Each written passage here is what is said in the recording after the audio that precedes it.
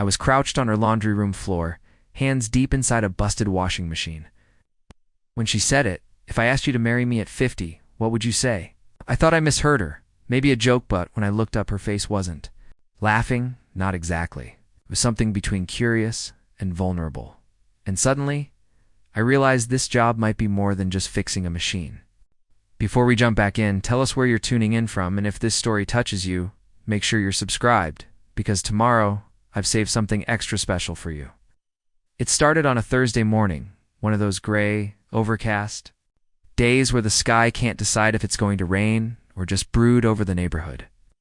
I just finished a job across town replacing a leaky faucet for an older gentleman who insisted on showing me pictures of his grandchildren while I worked when I got the call.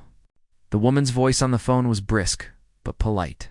She said her washing machine was making a god-awful grinding sound and wouldn't drain. She needed someone that day if possible.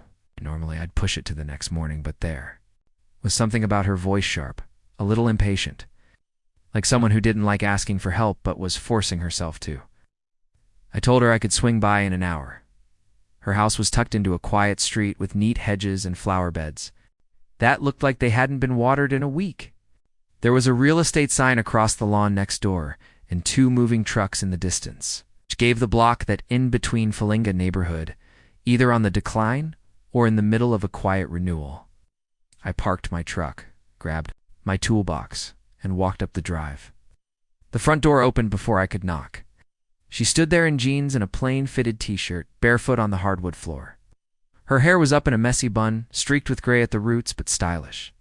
In that effortless way, her eyes green, or maybe hazel, looked like they were still waking up, but she smiled as she held the door open for me and stepped aside. "Washing machines in the back? Hope you like a challenge?" she said, then turned without waiting for a reply. Her voice had that dry wit people develop after years of not being taken seriously. And I followed her past a hallway lined with cardboard boxes, some half open, others still sealed. There were no family photos, no artwork, no clutter. Just blank. Walls and the echo of a house still figuring out who it belonged to. The laundry room was small but tidy, with white tile floors and shelves full of detergent bottles and dryer sheets. The washing machine sat against the far wall, a bulky, aging top-loader that looked like it had seen better decades. I kneeled beside it, opened the lid, and pressed the start button. Sure enough, it made a guttural grinding noise, like metal chewing metal, then gave up entirely. As I unplugged it and started removing the back panel, she leaned against the doorframe, arms crossed, watching me like she didn't entirely trust me yet, but also like she didn't have anything better to do. Most clients leave me to my work. They go back to their emails or the TV or whatever urgent thing fills their days. But she stayed. Quiet at first, then started asking questions. Where'd I learn to fix machines? Was it something I always did? Did I have family in town? Nothing invasive, just small talk with a tilt, like she was trying to figure out if I was the kind of guy who'd answer honestly.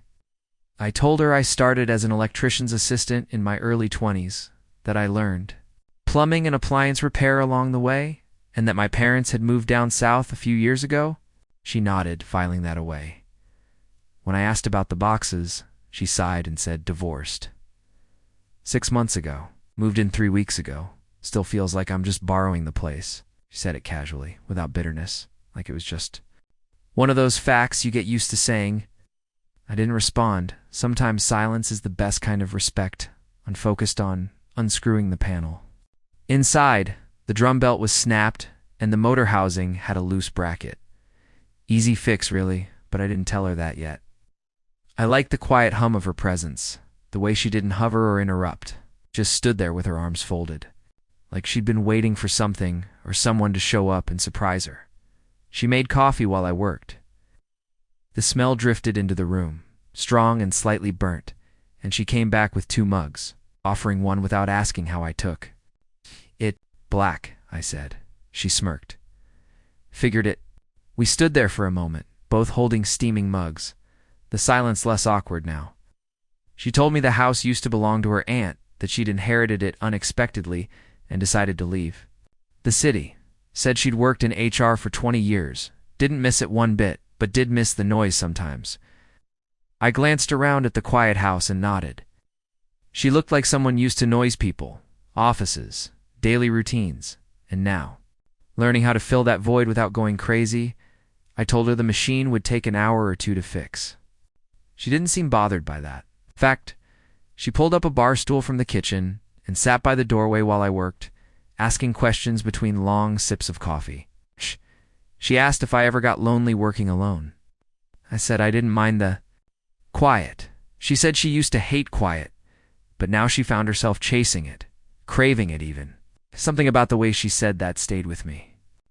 Like she was rewriting her own script, slowly, cautiously. I was halfway through replacing the belt when she stood up, walked into the room. Stinnen knelt beside me not to help, just to see what I was doing. Her hair had come loose a bit, a few strands falling along her cheek. She looked younger in that moment, curious, almost playful. Then, out of nowhere, she said it. "If I asked you to marry me at 50, what would you say?" Her voice was low, but steady. My hands froze. I looked up, unsure if she was serious or just testing the air between us. Her expression didn't give anything away. There was a flicker of a smile, but her eyes stayed on mine, waiting. And that's when I realized this job wasn't going. To be like the others, there are moments in life that don't feel real while they're happening. They unfold slowly, like watching a leaf drift from a branch, and yet they carry a weight that roots themselves deep inside you. That question delivered so casually, yet with something raw behind it, hit me like a delayed shockwave. Been elbow deep in wiring and screws just a second before, my brain locked into the rhythm of repair, the safe world of cause and effect. Now, kneeling there on her laundry room floor, I found myself blinking, not from confusion, but from a strange awareness that something invisible had shifted in the air between us. I didn't answer right away. I studied her face instead, looking for a tell, a grin, a raised brow, something to hint at humor or irony. But all I found was openness, not desperation, not sadness, just a rare kind of openness you don't often see in strangers. It's the kind that says, "I don't need anything from you, I just want to be heard." Shh. Tilted her head and let out the softest exhale, almost like she regretted saying it. She glanced toward the window, where the sun was struggling to peek through the overcast clouds, and her expression settled into a familiar mask. I had seen it before on the faces of people who've lived long enough to stop apologizing for who they are, but still brace themselves for rejection. I turned back to the machine, not to ignore her, but because I needed a second to collect myself. I tightened the new belt into place, wiped my hands on a rag, and reminded myself I was here to fix a washing machine, not navigate emotional landmines. But the truth was, I wasn't shaken because of the question. I was shaken because it didn't sound like a joke. Stranger still, it didn't feel like something I wanted to brush off. I've spent most of my adult life floating between jobs. Homes, towns. I've had girlfriends, some lasting months, others burning out before the season changed. But no one had ever looked at and said something so bold, so disarming. Maybe she didn't mean it literally. Maybe she was testing my character, my composure, or just easing her own loneliness with a bit of harmless flirtation. Still, I felt something stir in me, something that didn't have a name yet. I finally said, without turning my head, "I'd probably ask you if you were serious." The silence that followed wasn't awkward. It was heavy and warm, like the quiet you get under a thick blanket during a storm. She didn't reply. Instead, she stood, slowly, brushed her hands along her. Jansen said she'd check on lunch. Her footsteps padded away, leaving me in that small room with the whir of my thoughts echoing louder than any broken motor. Preparing and narrating this story took us a lot of time. So if you are enjoying it, subscribe to our channel. It means a lot to us. Now back to the story. I stayed an extra hour, longer than I needed to. I told myself it was because I wanted to double-check the machine run a full cycle, make sure the drainage issue was fully resolved. But truthfully, I just wasn't ready to leave. There was something about her house half-finished, half-forgotten that mirrored something inside me. like we were both still unpacking, not just boxes, but old versions of ourselves. When I finally packed up my tools, I found her in the kitchen, barefoot again, leaning against the counter with a sandwich in one hand and a mystery novel in the other. She looked up, a bit startled, and asked if everything was working fine. I nodded. She asked if I wanted a sandwich to go. I hesitated. Then, instead of saying no like I usually would, I said, "Only if you join me." We ended up sitting on the back deck, a weathered little square of wood overlooking a yard filled with wild grass and one lopsided lawn chair. She apologized for the mess, said she hadn't had time to work on the yard yet. I told her it had. Character. She smiled at that, genuinely, the lines around her eyes deepening in a way that made her look even more alive. We ate in companionable silence at first. Then she started telling me about her old life in the city, how her days used to be packed with meetings and emails and deadlines. She said she once cried at the office because she missed her dog more than her husband. I laughed, maybe harder than I should have, but she didn't seem to mind. She told me about her daughter who was studying abroad in Italy and how strange it felt to be alone for the first time in 2 decades. That's when it hit me. This woman wasn't sad. She wasn't broken. She was simply unfiltered. She spoke like someone who had spent most of her life living for others and had finally started asking what she wanted. Maybe that question earlier about marriage wasn't even about me.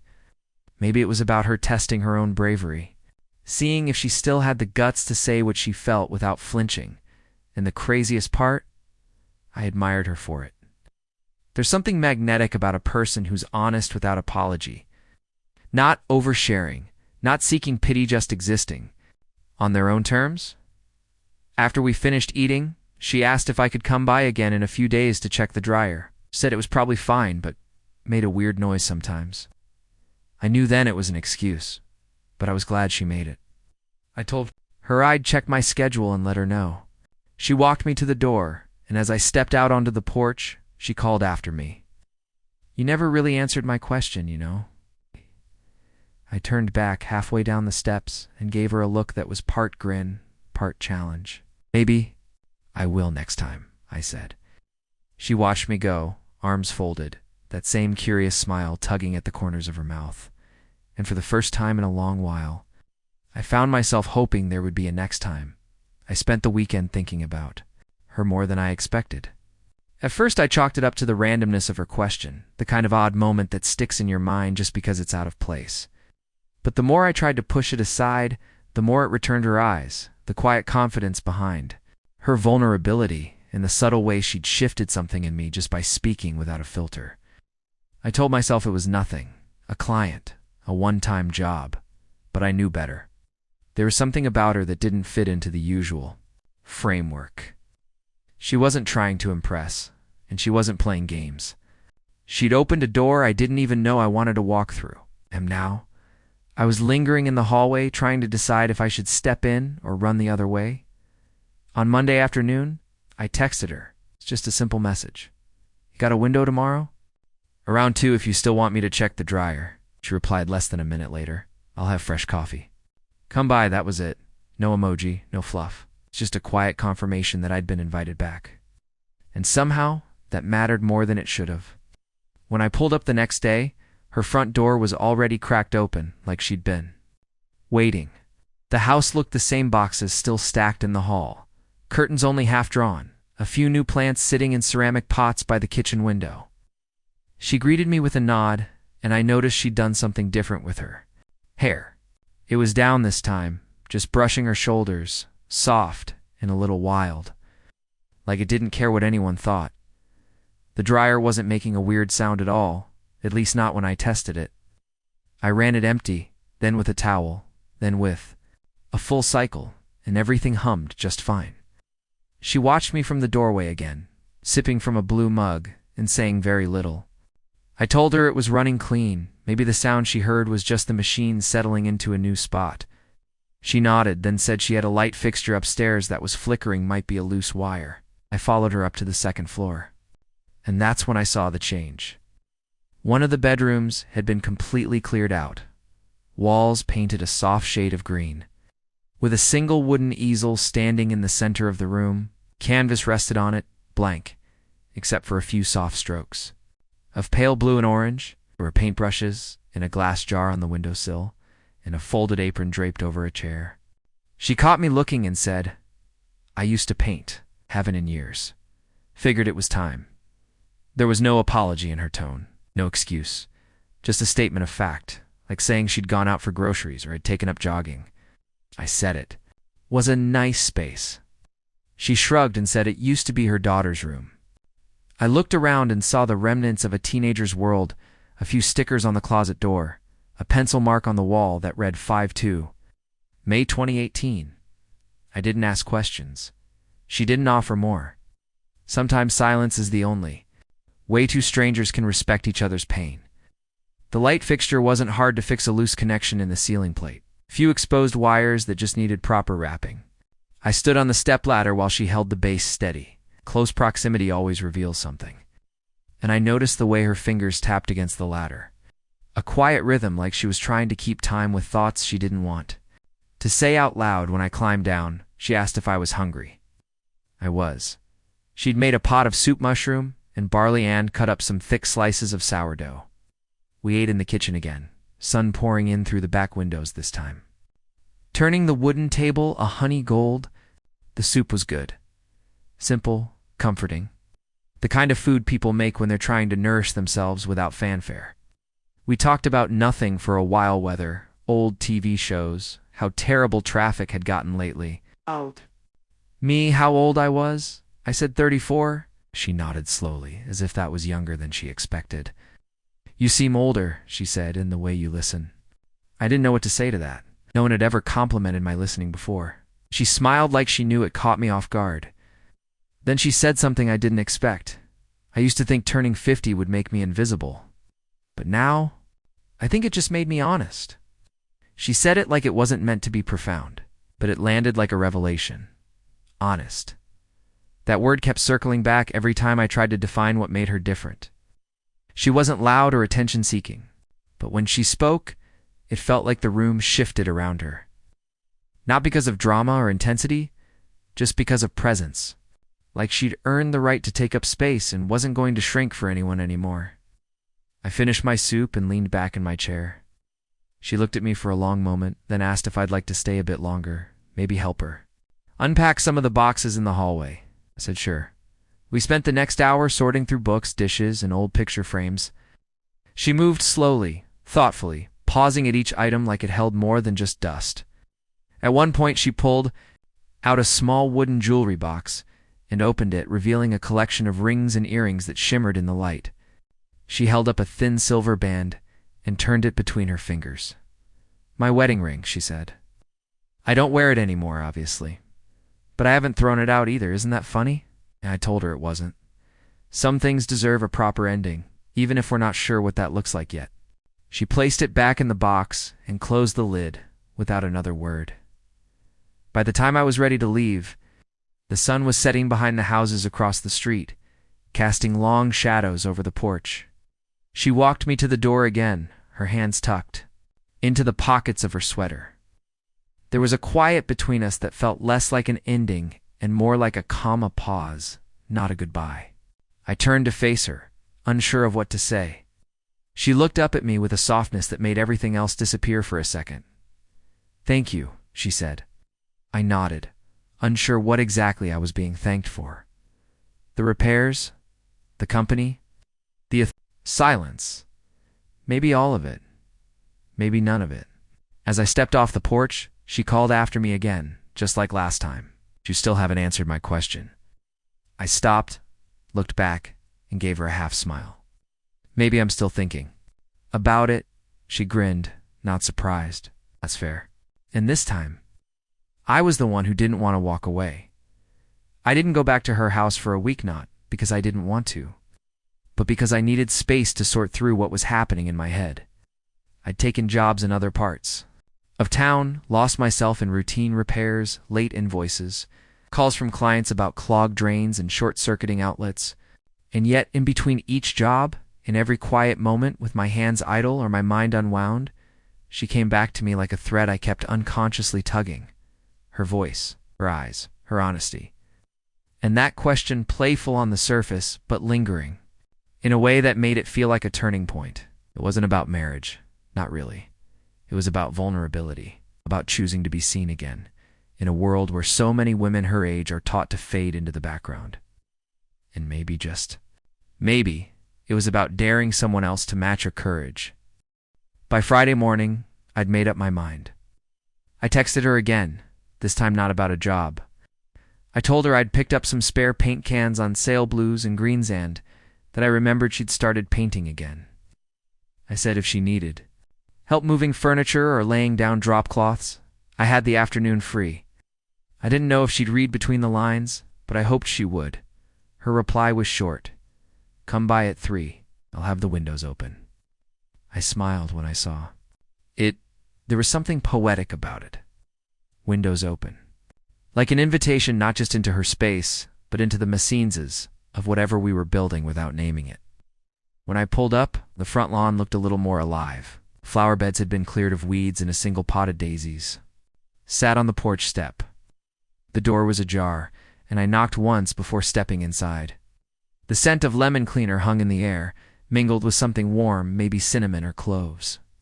She was upstairs, and her voice called down, telling me to come up. I followed the sound, toolbox in hand, and found her in the art room. The walls were brighter now, that soft green from before replaced by a deep, rich teal that made the space feel intimate and grounded. The canvas on the easel was no longer blank. Strokes of vibrant color curled across a tabstract, emotional, unfinished. She glanced at me over her shoulder, her cheeks lightly flushed, a smear of orange paint on her wrist.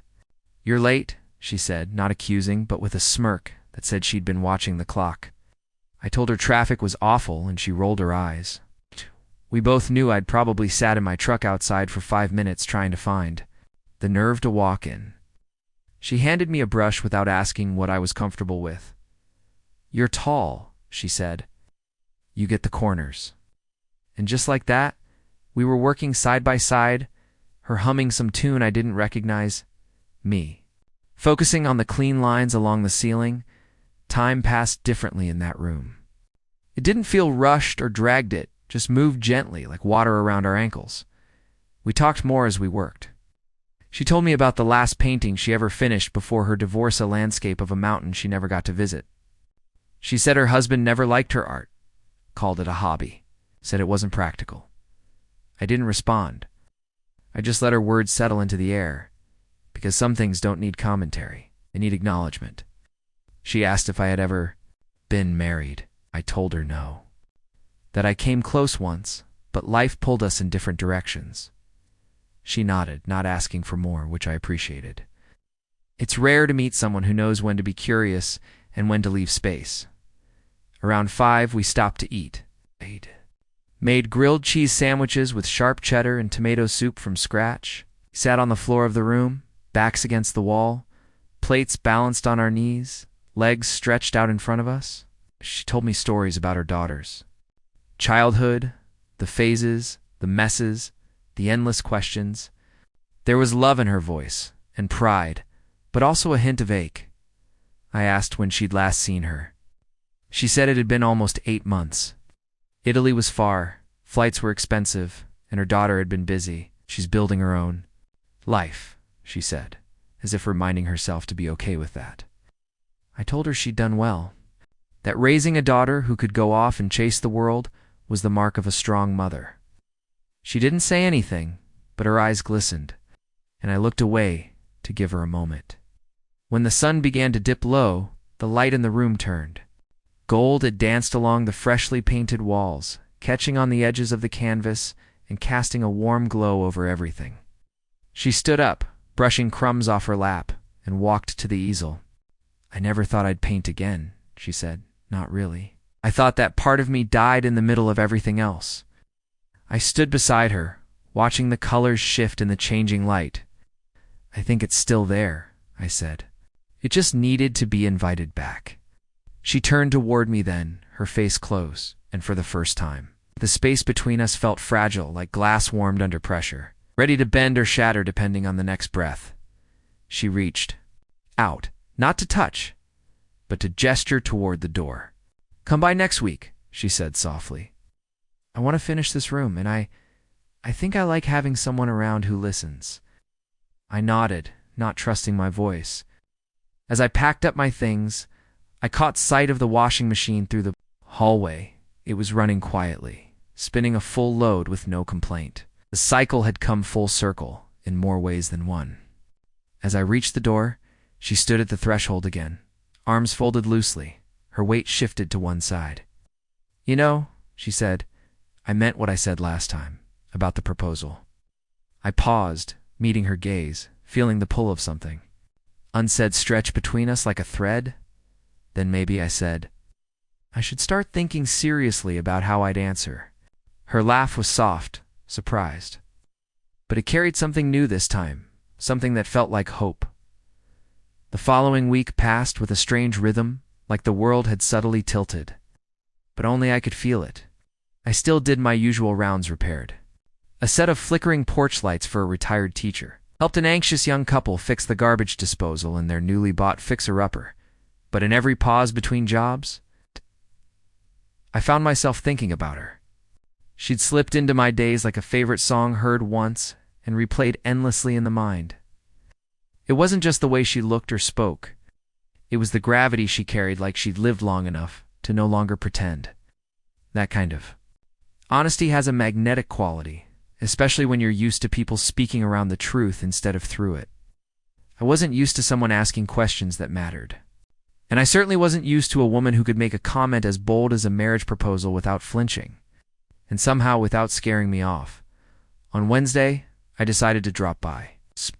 No formal job scheduled, no real excuse beyond curiosity, and a box of old light bulbs I thought she might need. I'd convinced myself she had one more fixture that flickered, but the truth was, I just wanted to see her again, even if only for a moment. When I pulled into the drive, I noticed the curtains in the front window had changed. They were no longer that generic white, but a soft, dusty rose, the kind of color that tells you someone is starting to care about the space around them. There were 2 more potted plants on the porch, and a small wind chime hanging from the gutter, dancing gently in the breeze. I knocked once, and this time she didn't open the door immediately. I waited, suddenly nervous, questioning whether I'd overstepped. But when the door finally opened, she looked surprised genuinely, not unpleasantly. She had a towel slung over one shoulder, paint smudged across her wrist again, and a look in her eyes that made the world narrow to just the 2 of us. "I wasn't expecting you today," she said, voice a little breathless, like she'd been moving quickly before. Answering, I shrugged and held up the box. "Thought you might need a few more bulbs." She arched an eyebrow, a smile slowly creeping across her face as she stepped aside to let me in. "Well, come on then," she said, turning toward the stairs. I followed her up, heart hammering for no good reason, like I was 17 again and walking into someone else's world for the first time. The art room had changed again, more paintings now, leaning against the wall and propped up on the floor. None of them were finished, but all of them were alive. Swirls of emotion, bursts of color, shapes that didn't need to represent anything. To feel meaningful, she gestured to one near the window. "That one started with your eyes," she said. So casually I thought I'd imagined it. I looked closer, and there, in the chaos of brushstrokes, was a shape. Subtle but unmistakable, something that mirrored the way she must have seen me. Not in body, but in presence. It was intimate, even if abstract. She didn't offer an explanation, and I didn't ask. Some things are better left undefined. We spent the next hour working in tandem, replacing 2 bulbs in a ceiling fixture that had gone dim. Her smoothing new strokes onto a canvas with a kind of focus that made her seem years younger. There was no music playing, just the gentle sound of paint meeting canvas and the occasional creak of the ladder beneath my boots at one point. She stopped painting and just stood there, brush in hand, staring at the canvas like she was lost inside it. I asked if everything was okay. She said yes, she just hadn't realized how much she'd missed this part of herself. That made me think about all the parts of ourselves we bury under duty or routine or heartbreak. Often do we give up things we love just because someone else didn't see their value? I looked at her then, not as a client or even just as a woman, but as someone who'd walked through her own fire and come out with ash still on her shoulders, but her spirit intact. That kind of resilience wasn't just admirable, it was magnetic. She made tea instead of coffee that afternoon, said she was trying to cut back on caffeine. We sat in the kitchen again, our cups warm between our hands, and this time, the conversation drifted deeper. She told me about her childhood, the summers spent in her grandparents' cabin. The tree she used to climb just to be alone, the first boy she kissed behind a tool shed when she was 13. Her laugh was soft when she told me that last part, but it carried a wistfulness, a longing for simplicity. She said life had gotten too loud in her 30s and too quiet in her 40s. Damn. And now at 50, she was trying to find a volume that felt like her own. I told her I understood that more than I probably should. When I stood to leave, she walked me to the door as usual. But this time, she didn't stop on the threshold.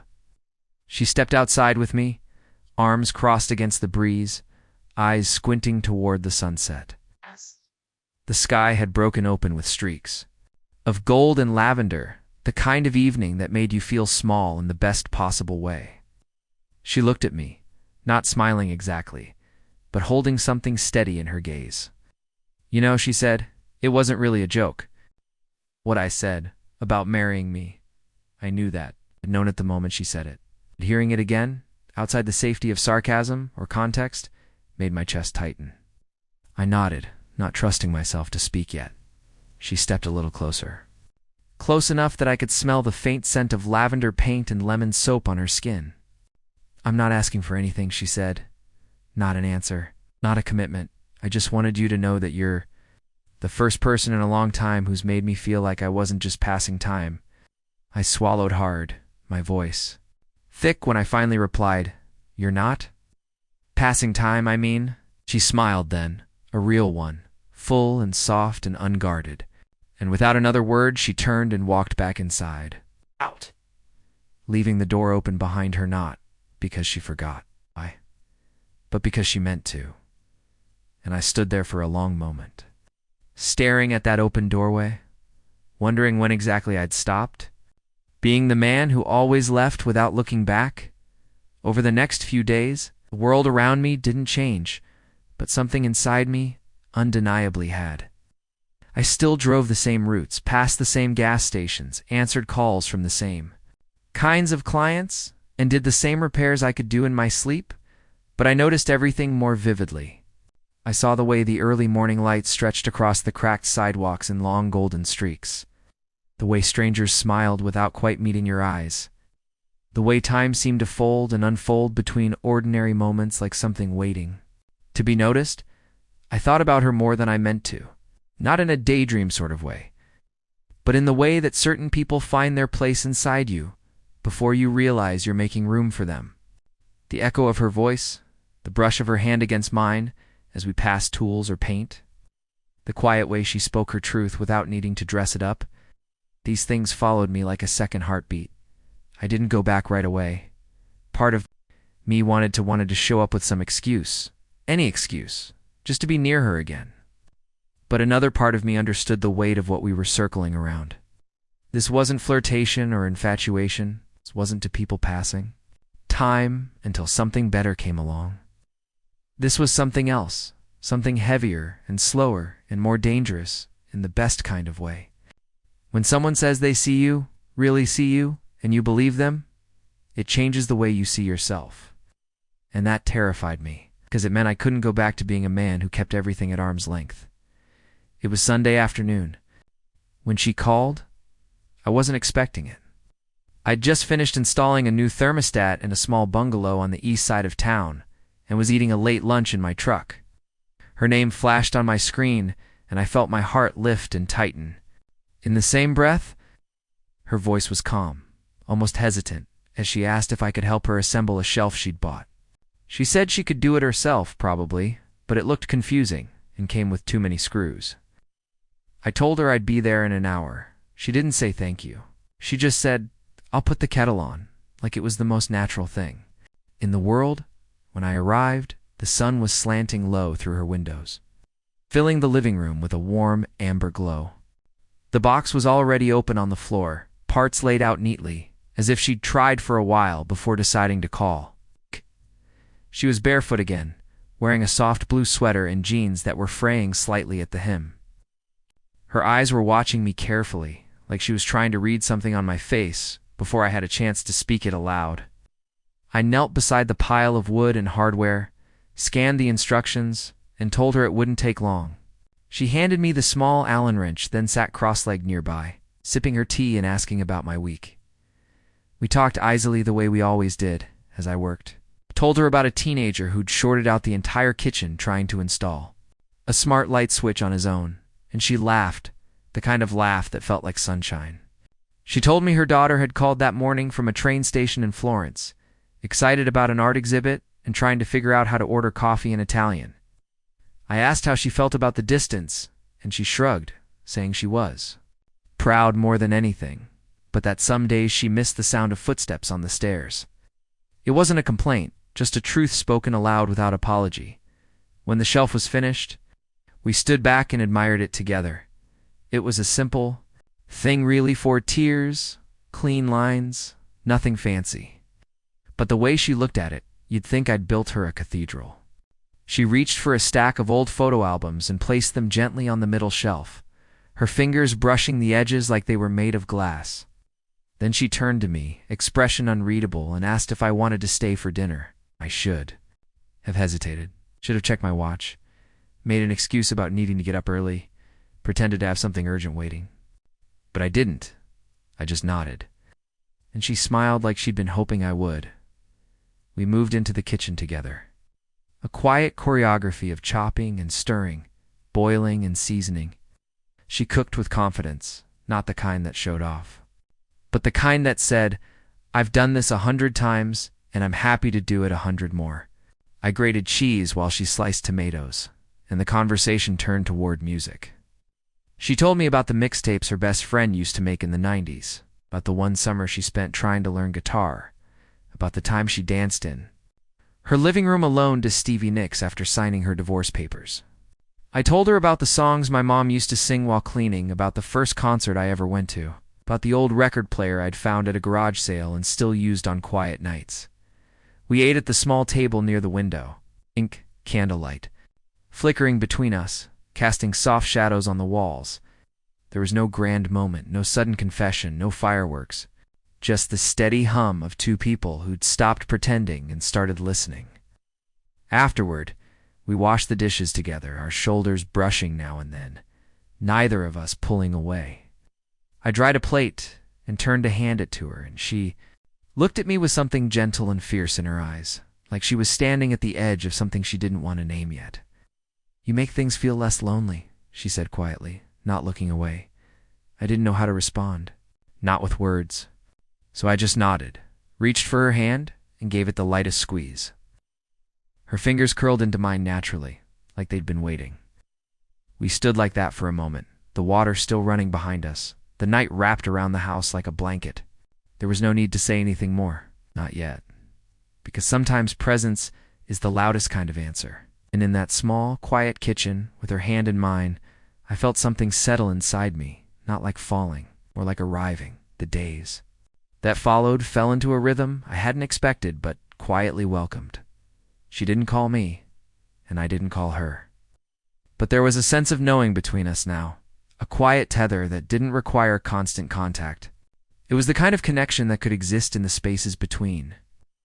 In the time it took for the kettle to boil or the wind to stir the curtains in a room we'd painted together, I found myself slowing down during my work, where I used to rush through tasks, eager to move to the next job. Now I lingered. I took longer breaks between appointments. I returned to jobs I'd finished just to double-check if the client was satisfied, though deep down I knew what I was doing. I was stretching time, was making room for her even when she wasn't physically present. It was on a Thursday afternoon, almost a full week since dinner at her place, that I found myself driving past her street without even realizing it. I wasn't working nearby, had no reason to be in that part of town. But something about the coolness in the air, the way the sunlight hit the rooftops reminded me of her. And suddenly I was turning the wheel, easing down her street as if drawn there by something I couldn't name. Her house came in too, viewed just as I remembered it. There was a new wreath on the front door, small and simple, made of twigs and dried lavender. It felt like a whisper of her personality, quiet, thoughtful, unapologetically real. I didn't stop. I just passed slowly, eyes flicking toward the windows, wondering if she was inside. Part of me wanted to knock to say I was just in the neighborhood, maybe ask if she needed anything fixed, but the other part, the one that had started to understand patience, held back. She had opened her world to me in pieces, not all at once. And if this was going to mean something, really mean something, I had to let it unfold in its own time. That night I dreamed of her, not in some romantic blur, but in vivid, grounded detail.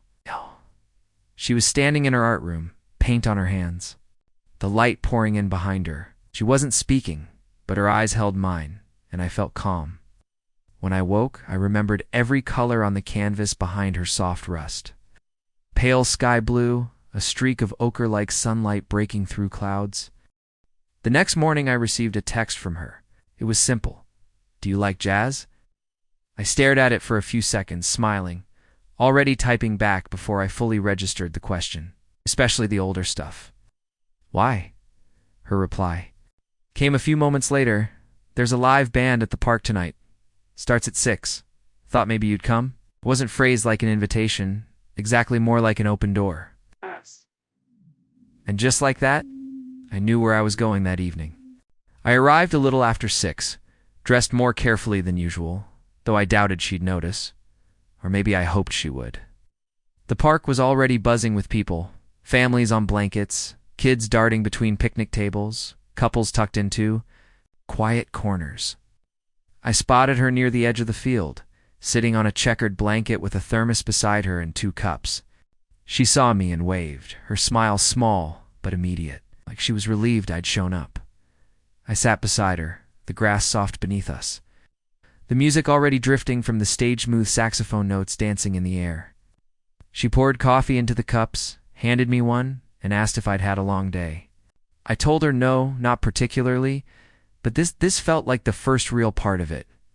She nodded, took a sip, and leaned back on her elbows, eyes scanning the sky. The music played on, rising and falling like breath. We didn't talk much at all. First, there was no need. The space between us wasn't empty. It was full of understanding, of a growing closeness that didn't need to be filled with sound. I noticed how her foot occasionally brushed against mine, not deliberately, just part of the natural shift of her body each time it happened. I felt more anchored than I had in weeks. As the sun dipped below the horizon and the sky turned lavender, she turned to me and said, "You make me feel young, but not in the way people usually mean it. Not like I'm trying to be 20 again, just ... alive. Like I've got breath in places I forgot were mine." I didn't know how to respond right away. Her honesty always came so cleanly, so quietly, like she wasn't trying to make it dramatic, just true. I looked at her then, really looked, and saw everything she was trying to give without asking for anything in return. "You've made me pause," I said. "In a life where I was always moving, you made me ... stop and see." She smiled, eyes glinting with something I couldn't place. Not pride, not flirtation, just presence. The band began their final song, a slow, swaying piece with long notes that seemed to stretch time itself. She leaned her head against my shoulder, and I let it stay there. The world quieted. My heart did too. When the music ended, applause rippled through the crowd, and we clapped politely, but neither of us moved. The blanket beneath us, the cooling air, the softness of her beside Mitt was all more than enough. We packed up in silence, walking slowly back to our cars. Before parting, she reached out and touched my arm, her fingers warm. "Thanks for coming," she said. I looked at her, trying to memorize her in this exact moment, the way her hair caught the light from the street lamp, the way her lips parted like she was about to say more, but decided not to. And then she leaned in. Not quickly, not boldly, but with quiet certainty, and kissed my cheek. Just once. Just enough. She stepped back, eyes searching mine, and then turned toward her car. I stood there for a long time after she drove off, the imprint of her lips still burning soft against my skin. It wasn't a beginning or an ending. It was something in between. But whatever it was, I knew it was real. And I knew I wanted more. The kiss on the cheek lingered like the final note of a song you don't want to end. It's for the rest of the night. I found myself drifting through the hours like a man moving underwater, slowed and half dreaming. The world around me dimmed, but she remained sharp in my memory. The warmth of her touch, the brush of her lips, the scent of her hair, all etched into me now like fingerprints on glass. I didn't try to distract myself with work or a movie or idle scrolling on my phone. I just sat with it, with the weight of what it meant and the space it carved out inside me.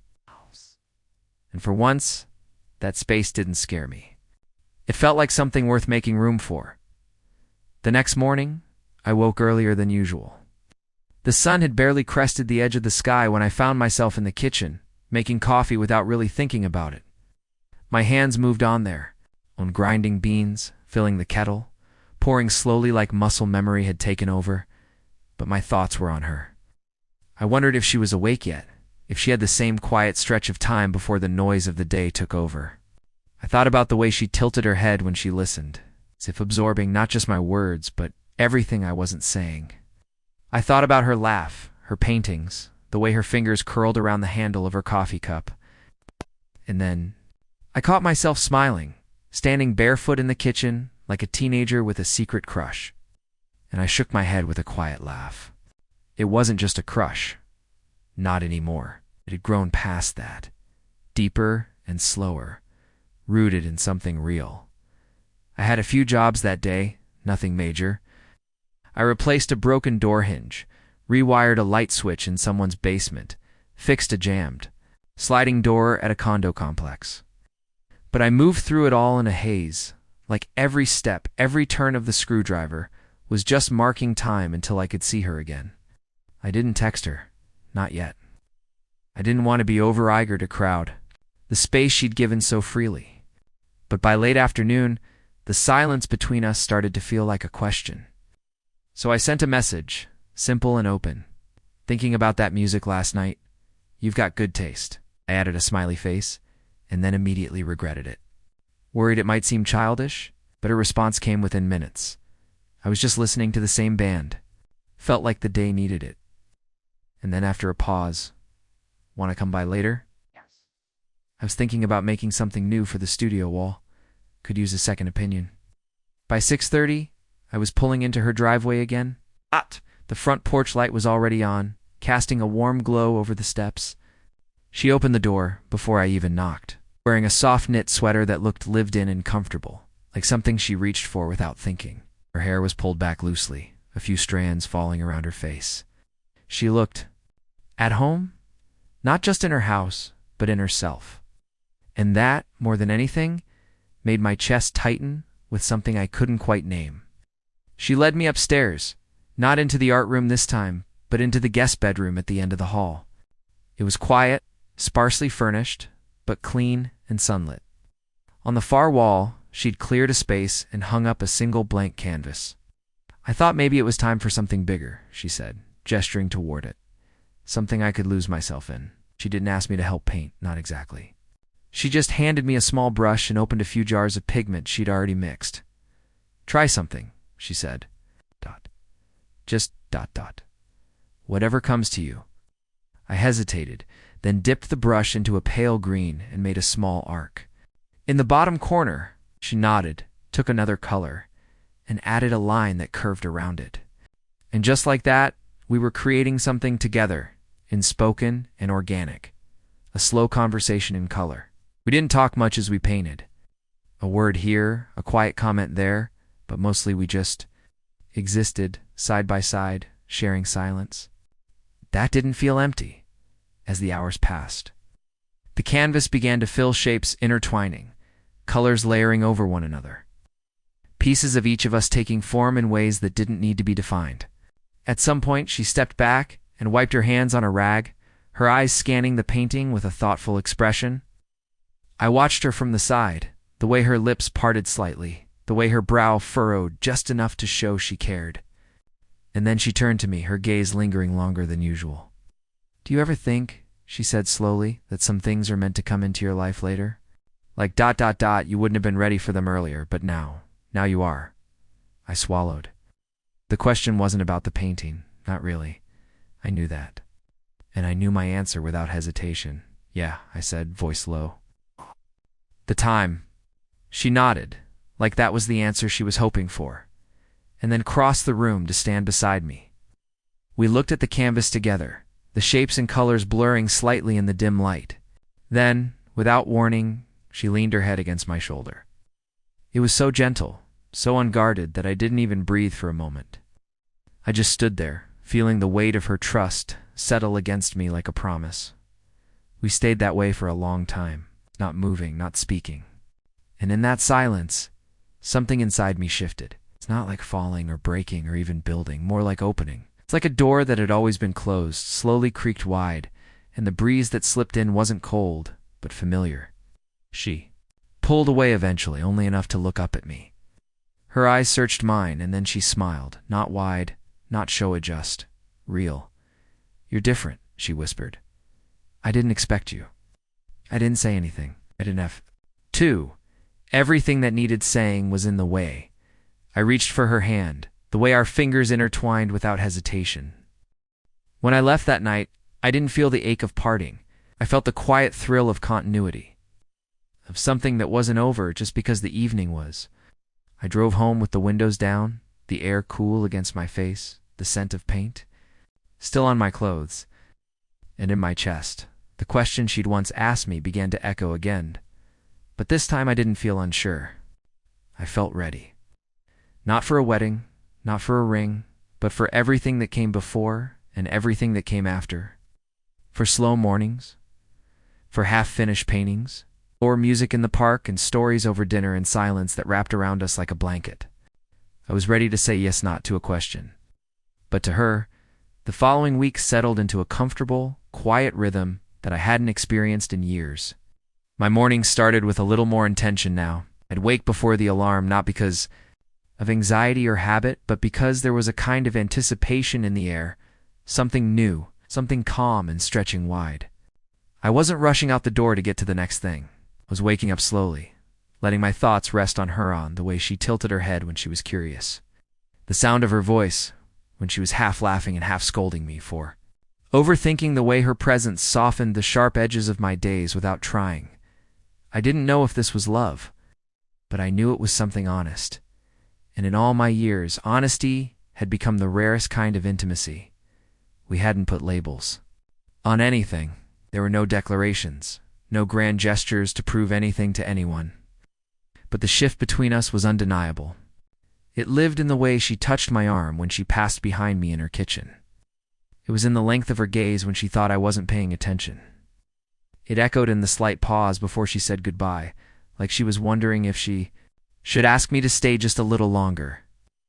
The simplicity of it all was what stunned me most. I was used to mess, to complications, to feelings tangled in expectations. But with her, everything was both profound and uncomplicated. There was just this quiet understanding that neither of us was going anywhere, even if we didn't know where we were headed yet. I continued my usual work during the day, but I started spacing my appointments more carefully. I didn't book too many jobs in a single block of time. I didn't fill every afternoon just to stay busy. I left room for errands that didn't need to be run, for drives that might take me past her house, for unspoken invitations. And sometimes, without planning it, I'd find myself back at her door with something small in hand, a new screwdriver she mentioned she needed, a piece of sandpaper for her easel, a box of cookies from the corner bakery she liked but never visited. She'd open the door, that soft amusement flickering in her eyes, and wordlessly invite me in like it was the most natural thing in the world, and it was. Somehow, we'd made it so. One afternoon, I stopped by to help her rearrange the furniture. In her art room, she said she wanted more light near the south-facing windows, and I knew immediately it wasn't really about the light. It was about shifting energy, about clearing space for whatever was coming next. We moved shelves and chairs, carefully stacked canvases, dusted corners that hadn't been touched in months. She played a record while we worked some jazz fusion. album that sounded like summer evenings and unfinished stories. The music poured through the room like sunlight, and neither of us talked much. When we were done, we stood back and admired the new layout. It wasn't perfect, but it felt better, more open. And I knew that's what she wanted to feel like. The space around her matched the space she was creating inside herself. Afterward, we sat in the middle of the room, legs crossed like teenagers, sharing a bowl of grapes and laughing about nothing. At one point, she leaned back on her palms and looked at me with that expression I was coming to know, a kind of quiet reverence, like she was trying to memorize me in that exact moment. She didn't say anything, and I didn't press her. I just reached across and brushed a loose strand of hair from her face, and for a heartbeat, the entire world went still. Not because something dramatic had happened, but because nothing needed to. Everything was already there in the silence, in the closeness. In the steadiness, we were building piece by piece. The seasons were beginning to shift.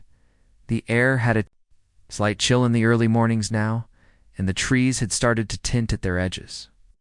Change was coming, slow and deliberate, and I think we both felt it. One evening, as we were walking through her garden pulling weeds and deadheading flowers, she asked me what I was like in my 20s. I told her the truth, that I was restless, too quick to leave, and always chasing the next thing. She smiled and said she'd have liked me anyway, and then she said she was glad we'd met now.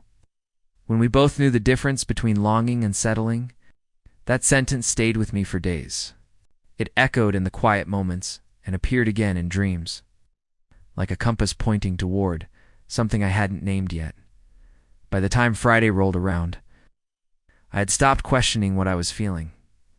I wasn't afraid anymore, but scared. Me before the vulnerability, the timing, the unfamiliar tenderness, now felt like a road I could walk with both eyes open. I started writing her notes on scraps of paper, nothing poetic or polished, just small things I noticed or felt.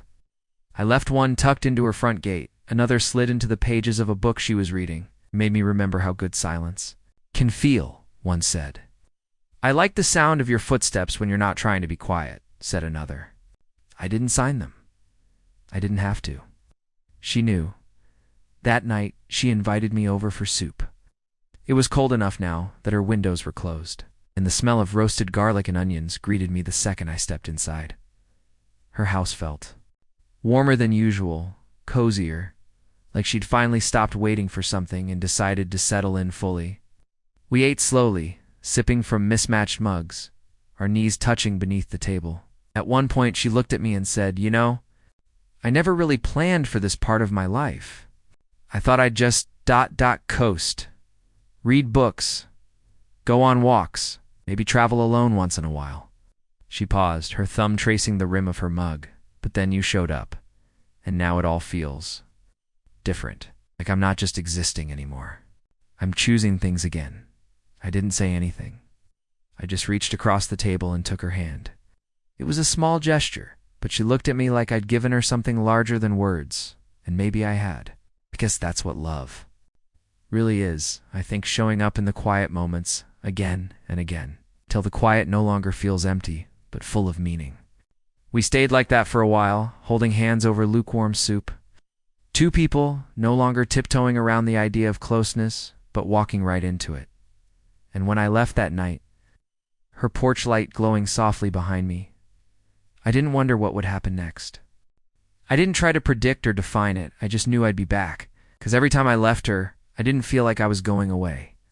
I felt like I was briefly stepping out of something beautiful and counting the hours until I could step back in. I'd known for some time now that the way I looked at her had changed. It wasn't just admiration or the kind of warmth you feel toward someone who's become a consistent part of your days. It was something deeper, quieter, more embedded. In the bones, she wasn't a moment I was passing through. She was a place I wanted to stay. But knowing that and saying it out loud were two different things. There was a part of me still learning how to speak from that space, how to give voice to emotions that had never been safe before. I had always thought love needed a spark, flash, a wild beginning. But what I felt now came without the theatrics. It arrived like the morning sun, steady, warm, undeniable. I began noticing the things she left unsaid. The way she paused sometimes before answering a question, as if weighing whether to give the honest answer or the easy one. The way her eyes softened when she thought I wasn't looking. The small changes in her home new throw pillows, a blanket folded at the end of the couch, a second toothbrush tucked discreetly in the holder. Nothing was spoken, but everything was said. She wasn't rushing it, and neither was I, but we were both building towards something. And the foundation was already solid under our feet. It was during a quiet Sunday afternoon that I felt the shift fully settle in. I'd come by to help with a stubborn cabinet door in the hallway that had been sticking for months. She greeted me in one of those soft sweaters she wore when she didn't expect company but still wanted to feel good in her skin. Her hair was loosely pulled back, reading glasses resting on top of her head like she'd forgotten where she put them. She led me down the hall, talking about her plans for the week grocery runs. Calls with her daughter, a painting class she was considering joining at the local community center. I listened, not just to her words, but to the comfort in her tone. The way she talked like I'd always be around to hear it. The cabinet repair took less than 20 minutes, but I stayed. We ended up sitting on her front porch, wrapped in blankets, with mugs of apple cider warming our hands. The wind had that early autumn edge to it, just brisk enough to sting the cheeks, but not enough to chase you inside. She watched the leaves falling onto her lawn and asked if I thought she should rake them or just let nature have its way. I told her to let them fall. She smiled like I'd just given her permission to be a little wild. We sat there for a long time, saying little, watching the neighborhood slow down. Kids zipped past on scooters. A couple walked their dog. Somewhere, someone was grilling. The scent of charcoal floated past us and faded. It was all so ordinary, and yet somehow felt sacred. When she leaned her head on my shoulder, it wasn't a grand gesture. It was something she did because it felt right, like breathing. And I knew then with complete certainty that this was the life I wanted, not someday, but now. This woman, this porch, this stillness, I had spent years building a life around. Motion, around always moving forward. But here I finally understood what it meant to arrive that night. I lay in bed and thought about all the years I had spent believing love had to be earned through effort, that it came with conditions or drama or sacrifice. But this, what we were creating it, came from presence, from showing up, from learning the shape of her silence and offering her the shape of mine. I thought about the question she had asked me once, the one that had sparked all of this. If I asked you to marry me at 50, what would you say? At the time, I hadn't had an answer, but now I did. I would say yes. Not because I was ready for the ceremony, or the title, or the paperwork, but because when you find a heart that makes you feel safe in your own, you don't walk away, you stay. I didn't tell her that yet, not with words, but I started showing her in new ways. I changed her porch light to a warmer hue, something soft that welcomed you home. I fixed the squeaky step on her staircase without her asking. I brought over a bag of groceries. When she mentioned she hadn't had time to shop, I learned how she liked her tea. I started keeping a set of clothes in her guest room. She noticed, of course, she noticed everything. But instead of calling it out, she leaned into it. She began leaving little things for me, a pair of house slippers at the foot of the bed, a book she thought I might like placed on my side of the couch, her Spotify account set to a shared playlist we both contributed to without speaking about it. We became something not because we planned it, but because we didn't resist it, stopped thinking about where it was going, and just started living. Inside it, every glance held layers. Every laugh echoed longer than it should have. Every moment stretched wide, like time had been slowed just for us to fill it more completely. There was one evening, after dinner, when we stood at the kitchen sink, rinsing plates and glasses. Music played faintly in the background, something mellow and nostalgic. She reached over and flicked a droplet of water at me, grinning. I retaliated with a splash. The next thing I knew, we were both laughing so hard we had to lean against the counter to catch our breath. And in that moment, so simple, so ridiculous, I realized I hadn't just fallen for her. I had fallen for the life we were already living. the quiet routines, the laughter, the comfort, the unexpected joy in the smallest things. When we finally caught our breath, she turned toward me, her cheeks flushed from laughter, her eyes glassy with something gentler. She looked at me like she was seeing something for the first time. A stranger, not a guest, but something else, something closer. And then she stepped forward, wrapped her arms around my waist, and rested her head against my chest. We stayed that way, swaying slightly to the soft music, the faucet still dripping. Behind us, the dishes half done. It was the most perfect unfinished moment of my life, and I knew, without doubt or hesitation, that if she asked me again, I would take her hand, look her in the eye, say yes not to the question, but to her. The leaves had turned by the time.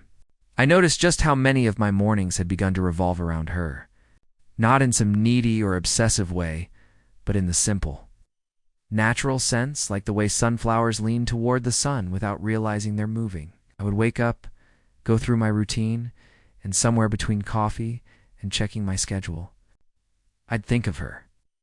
I'd wonder what she was doing, if she was working on a painting or reading on the porch or just wandering the garden in that slow, thoughtful way she did when she was turning over ideas in her head.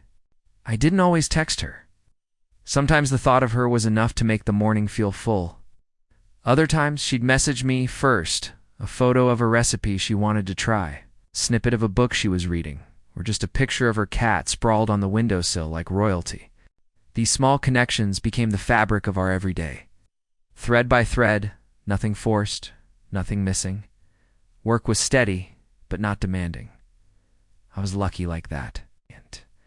Enough to keep my hands busy and my mind engaged, but not so much that I lost hours to stress or pressure. It gave me space, and I filled that space with her, or the thought of her, or the quiet anticipation of the next time we'd share something real. There was a gentleness to our routine now. It had evolved naturally, a quiet cadence to our days and evenings. I wasn't living in her house, but it felt more like home than any place I'd ever spent time in. There were little signs everywhere, my jacket always hanging by her back door, a half-finished crossword puzzle she saved for us on the kitchen table, the smell of my cologne faint on the bathroom towel. She never said, "Stay longer," and I never asked if I could. I just did, and she let me, and it worked.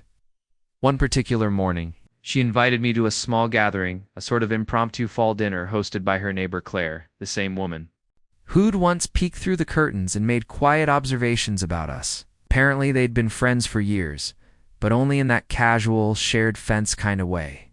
Still, she thought it would be nice for me to meet some of the people in her life. I agreed without hesitation. Not because I was trying to make an impression, but because, if she wanted me there, that was enough. I arrived at dusk, the trees lining the street already bare, their branches scribbling against the pink and orange sky like charcoal sketches. She opened the door wearing a deep green sweater that made her eyes even softer somehow. And when I stepped inside, I noticed she had laid out my favorite scarf on the hall table. "In case it gets chilly later," she said with a smile. That small act, quiet, thoughtful, unspoken, lodged something warm and solid in my chest.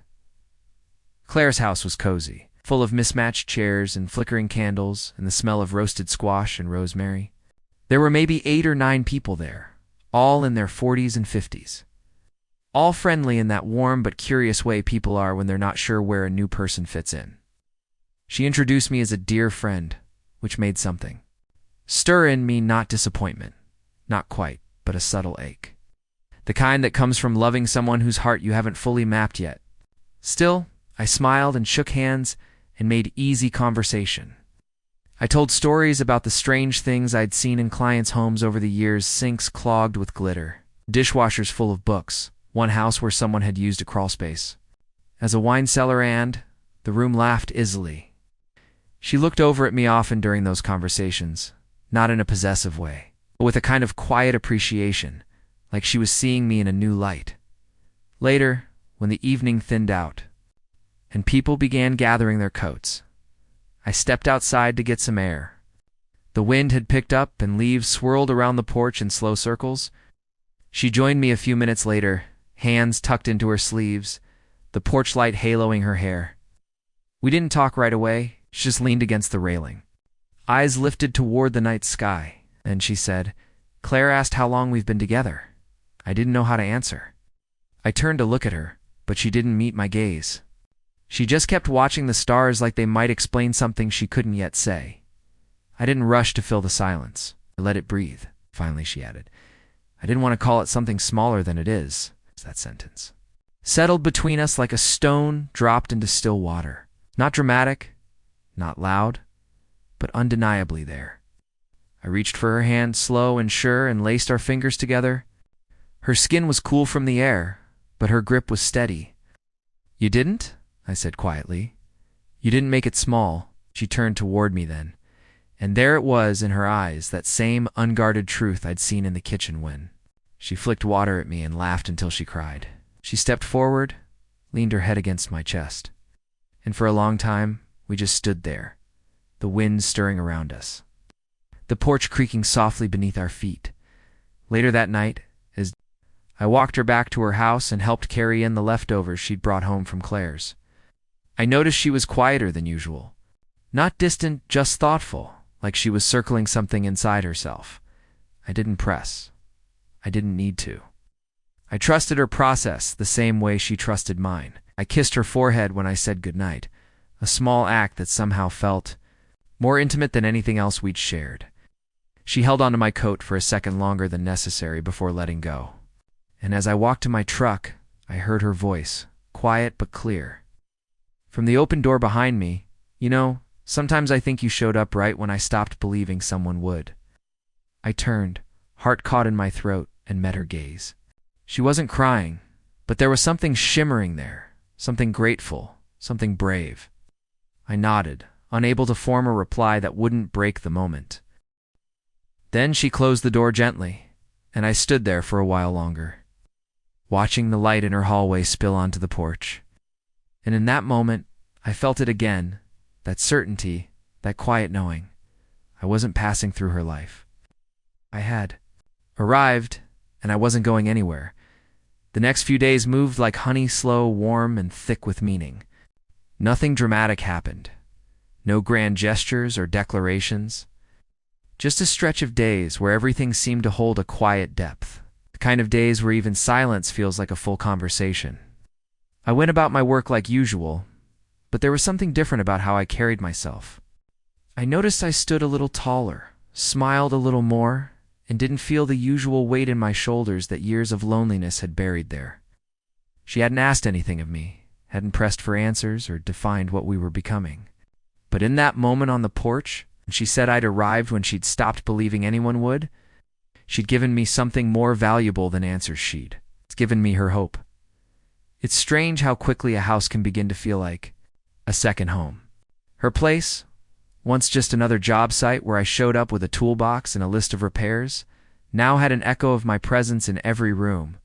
My jacket on the hook, my favorite mug in her kitchen, a book I'd lent her, half freed and resting on her nightstand.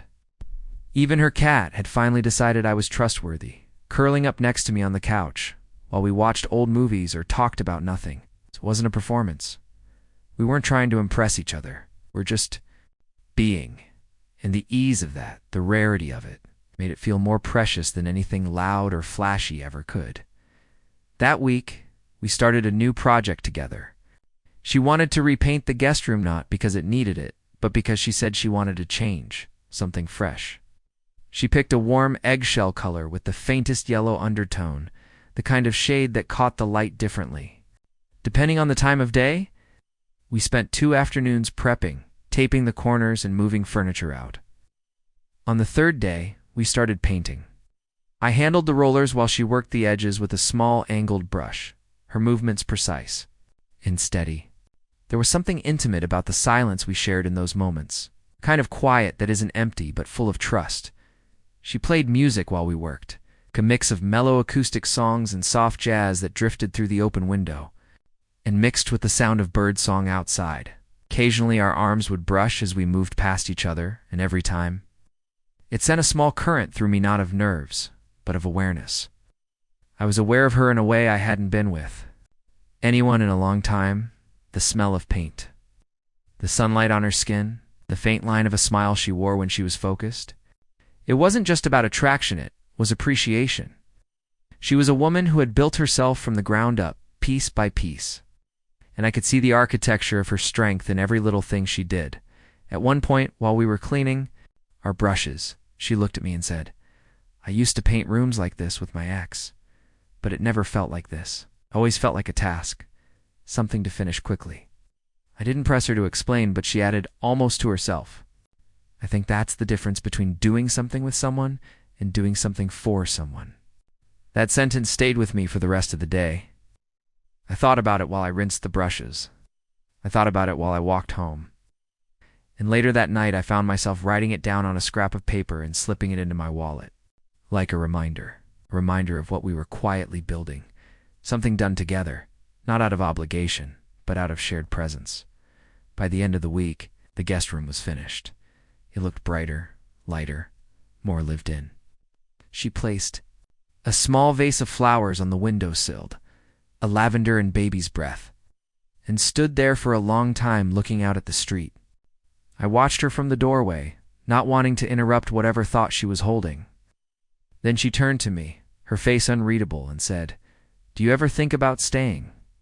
Her voice was soft, but the weight of the question hit me, like a stone dropped in still water. There was no fear in it, no desperation, just curiosity. I didn't answer right away, and she didn't rush me. That night, I lay in bed staring at the ceiling, her question looping in my head. "Do you ever think about staying?" The truth was, I had. In so many small ways I already had stayed. I had stayed in her kitchen, in her porch swing, in the rhythm of her days.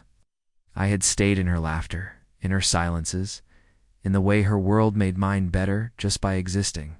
But what she was asking wasn't just about visiting more often. It wasn't about casual presence. It was about choosing something. Choosing her. Choosing us. It was about taking this quiet, beautiful rhythm we'd found and turning it into a life.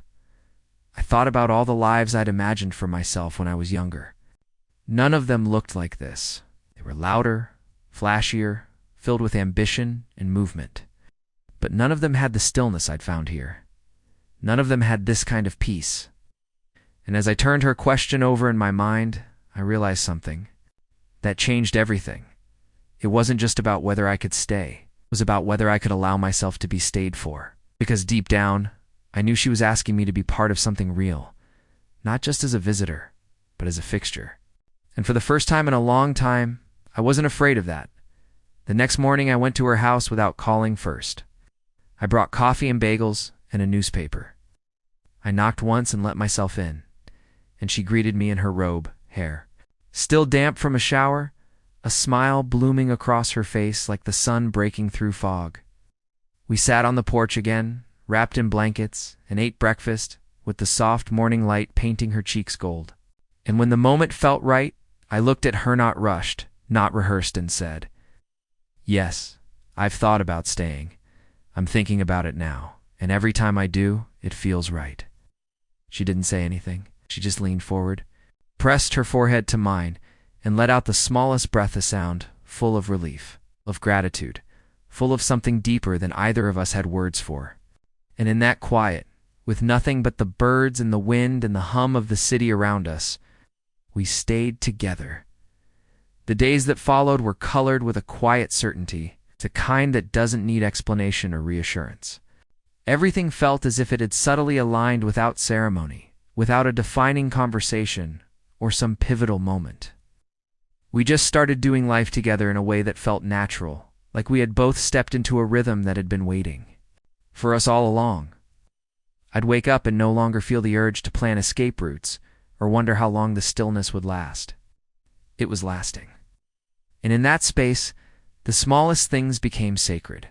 Her humming while slicing apples in the kitchen. The scent of lavender detergent on the freshly folded towels. The way the light poured across the floor at noon as we sat near the windows, sipping coffee and sharing long, unrushed thoughts that didn't need to go anywhere in particular. That was us now.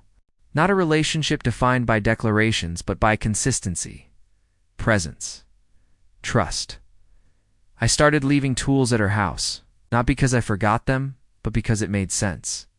The screwdriver on the shelf in the laundry room, the measuring tape in, the kitchen drawer, a pair of gloves by the back door.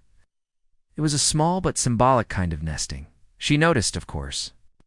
She noticed everything. She started keeping my favorite snacks in her pantry and set aside a drawer for my socks and t-shirts.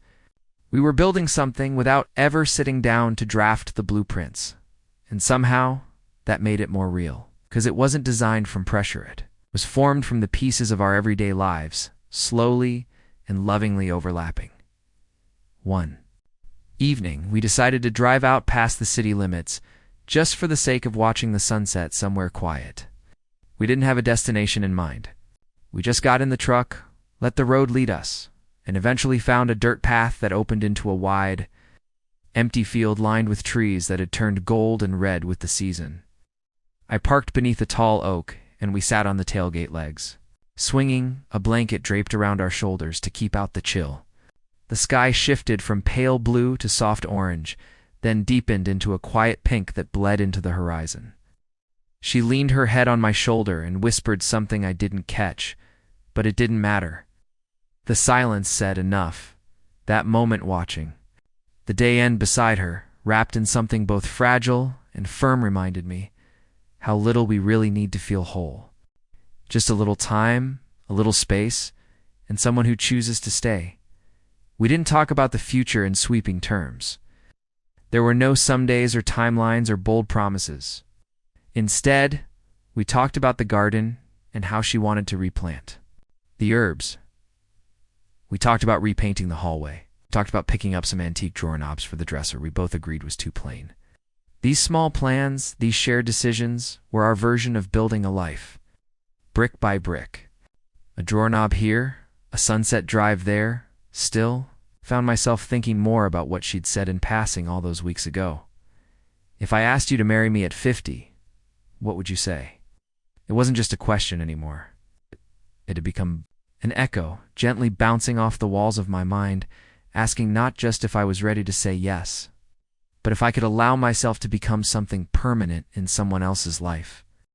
And the answer kept coming back as a quiet, steady yes, not the kind you shout from rooftops, but the kind you write into your actions, day after day. Until there's no difference between the life you live and the love you give. There was one afternoon that solidified it all for me. She was in the middle of painting a new abstract piece she'd been playing with for days, and I was out on her back deck, replacing a broken step. The sun was high, and the soft rhythm of her music filtered out through the open windows. I worked slowly, methodically, not rushing the task, and every so often I'd glance through the glass and see her, lost in her process, brush gliding over canvas, head tilted in thought, completely in her element. She didn't know I was watching, but something about her focus, her peace, her sheer presence, it made my chest ache in the most beautiful way. I remember thinking, this is what devotion looks like. It's not a ring or a ceremony, but this showing up, staying, quietly fixing what needs care while the other person creates something of their own. After I finished the step, I sat for a while on the deck, just letting the moment soak into me. I didn't want to interrupt her, didn't want to break the spell. I thought about my past, the years I spent chasing the next job, the next apartment, the next escape. And I realized I'd always believed love had to be overwhelming to be real, that if it wasn't all-consuming, it wasn't worth keeping. But here with her, I had discovered a deeper truth. Love didn't have to consume you. It could steady you, could ground you, could become the thing you returned to, not to lose yourself, but to find the parts you never knew were missing. When she finally emerged from the studio, paint on, her fingers and a slight flush on her cheeks, I stood and met her with a quiet smile. I didn't tell her everything I had been thinking. I didn't need to. Instead, I wiped a streak of blue from her jawline with my thumb and kissed her softly, slowly, like a promise that didn't need words. She leaned into me, rested her forehead against mine, and in that closeness, I felt it again, that peaceful certainty. We didn't need to name this. It was already ours. And later, as we sat at the kitchen table eating leftovers by candlelight because the power had flickered out from a brief storm, she looked at me in the warm glow and said, "Sometimes I think the universe sent you to fix more than just my washing machine." I laughed gently and replied, "Sometimes I think you fixed me right back." We didn't say anything more after that. We just let the quiet stretch around us, full and soft, like a warm blanket pulled up over to people who finally knew they were home. The days blurred softly into one another, each one a gentle thread weaving itself into the fabric of something we never formally defined, but both understood completely. We weren't in a rush, didn't wake up with grand plans or countdowns toward milestones. Life had become a quiet rhythm shared between two people who had seen enough of the world to appreciate its softer, quieter corners. And in those corners, we found each other again and again. It wasn't dramatic. It was steady, reliable. The kind of love that made you breathe a little easier. She started a new routine that fall, rising earlier than usual and heading to the community art center twice a week. It wasn't about producing masterpieces. She said that, often with a half smile and a flick of her brush. It was about expression.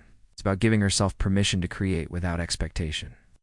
I supported it completely, and when she came home, with paint smudges on her fingertips and stories about the people in her class, I listened like every detail mattered. Because it did. Because she mattered. Sometimes she'd pull out her canvas and prop it in the living room where the sunlight caught the colors just right. And I'd find myself admiring her not just the painting, but the way her face lit up.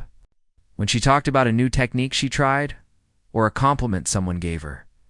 Meanwhile, I kept doing the small things I knew how to do. I fixed things around her house that didn't necessarily need fixing, simply because I liked making her life a little smoother. A hinge that creaked slightly, a drawer that stuck when it was humid, a leaky outdoor faucet that had been neglected for years. Each repair was an unspoken "I'm here," a way of carving my care into the structure of her world. And slowly, her home became less of a place where I visited and more of a place where I belonged. Not because I was trying to move in or change anything, but because I became part of its rhythm, its flow. We never talked about labels, never needed to. She wasn't my girlfriend, though that would have been true. She wasn't my partner, though she was that in every way that mattered. What we had didn't require a name. It just needed presence. And every day, we showed up for each other quietly, fully, honestly. We had our routines, but we also had our surprises. Sometimes I'd leave small notes for her around the house beneath her tea mug, inside her coat pocket tucked into her sketchbook. Just a line or two, sometimes a joke, sometimes something real. She started doing the same, leaving me folded.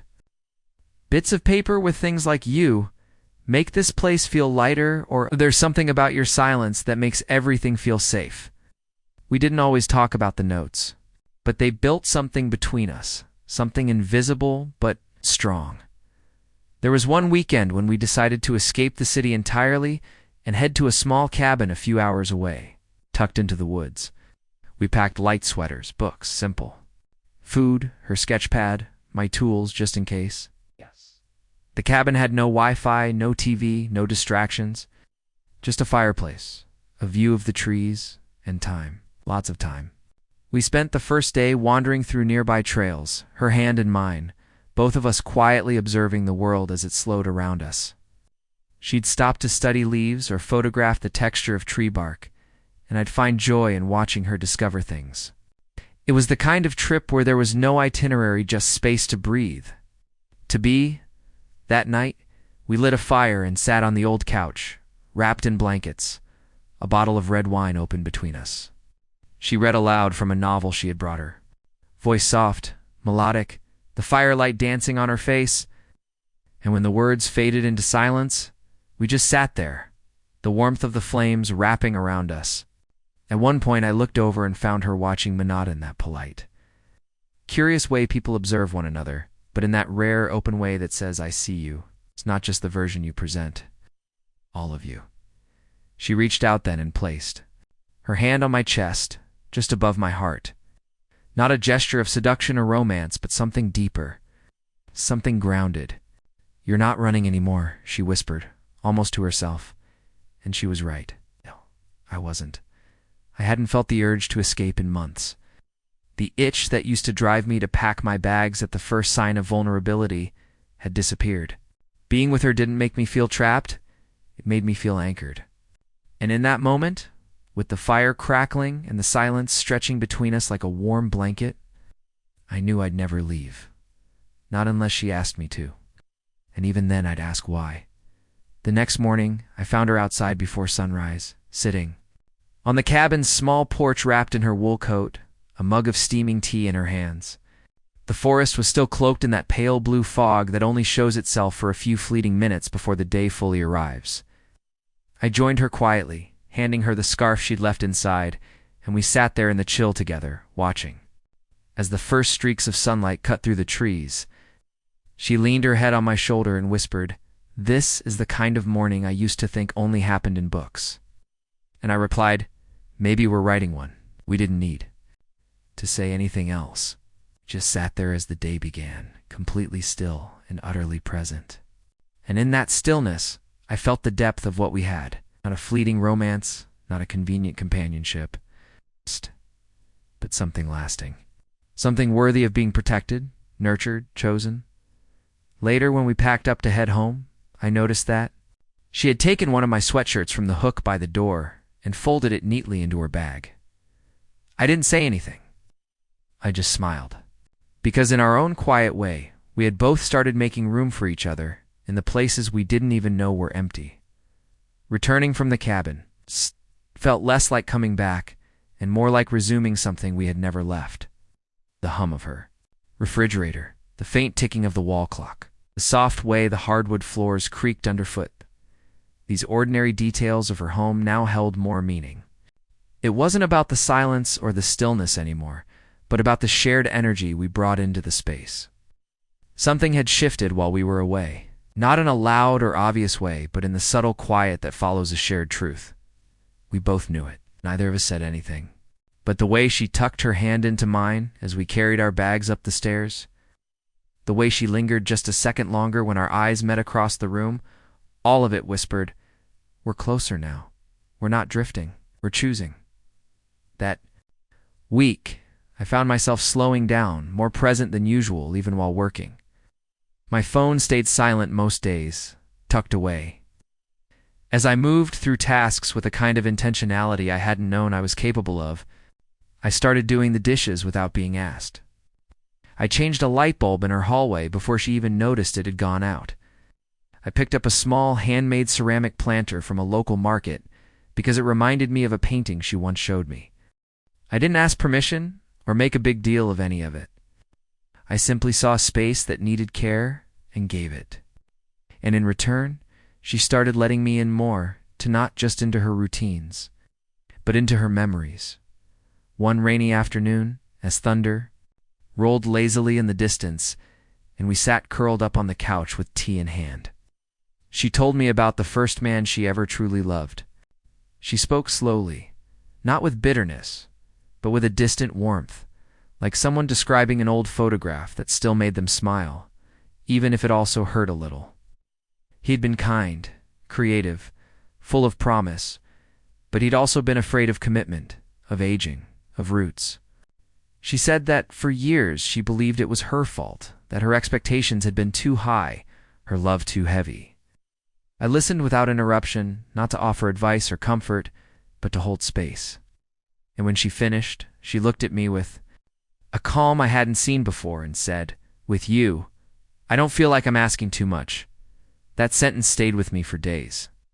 Not just because of what it meant for us, but because of what it meant for her. She had stopped apologizing for her needs, and I had stopped feeling like I needed to earn my place. We had settled into something equal, something tender, and something that made sense. A few nights later, I came over after finishing a plumbing job. Across town, I was tired, clothes still damp from the rain, fingers sore and stiff. But when I stepped into her kitchen and saw a steaming bowl of soup waiting for me, along with a clean towel and one of my t-shirts neatly folded on the counter, all of that exhaustion fell away. She didn't say anything, just handed me the towel and kissed my cheek, and in that moment, I realized this was what being loved without conditions felt like. It wasn't about grand gestures. It was about knowing you'd be thought of, remembered, cared for in the smallest ways. We spent the evening listening to music, trading stories, sharing a bottle of wine as the windows fogged from the cold outside. She curled up beside me, her legs tucked under mine, and we spoke about the kind of lives we used to imagine for ourselves. Hers had once been filled with gallery openings and late nights in city apartments. Mine had been restless, always in motion, always chasing the next job or town. Neither of us had landed where we thought we would, but somehow it felt like we had ended up exactly where we were meant to be. She said, "Funny, isn't it? We spent so long trying to build lives. That looked good on paper. And now, the quiet life is the one I treasure most." After that, we began leaving more pieces of ourselves with each other. She gave me a key to her place, not with ceremony, but casually, like handing someone a bookmark. "Just so you can come in when I'm not home," she said, though we both knew it meant more. I started leaving a pair of shoes by the back door, a favorite book on the coffee table, an extra razor in the bathroom cabinet. These were not declarations. These were answers to questions we no longer had to ask. I began to notice the way time slowed when we were together, not in a stagnant or idle way, but like the world paused just long enough for us to savor everything. The shared laughter over a burnt piece of toast. The gentle correction when one of us misremembered something. The way she would read aloud from a book she liked, her voice soft and steady, and the way I'd watch her lips move even when I was no longer following the words. It all mattered. Every moment became a thread in something bigger.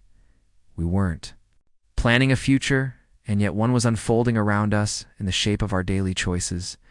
There was no talk of marriage, not yet, but the idea of permanence had rooted itself quietly in the soil of what we were building.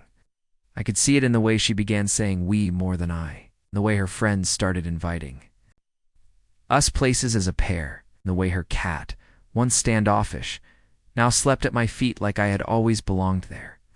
The life we were creating wasn't loud or dramatic. It didn't need to be. It was solid, grounded, real. One Sunday morning, while she gardened in the backyard and I sat nearby fixing a loose fence post, I caught her looking at me, not just glancing but really looking like she was memorizing something. I raised an eyebrow playfully, and she just shook her head and smiled. "I'm just happy," she said, voice quiet, eyes bright. And so was I, not because anything extraordinary was happening, but because everything ordinary finally felt extraordinary. In that stillness, in the quiet rustle of the wind and the scent of damp earth, I thought back to the first time I met her. To the broken washing machine, to the teasing smile she wore when she asked, "If I asked you to marry me at 50, what would you say?" At the time, I hadn't answered. I hadn't known how.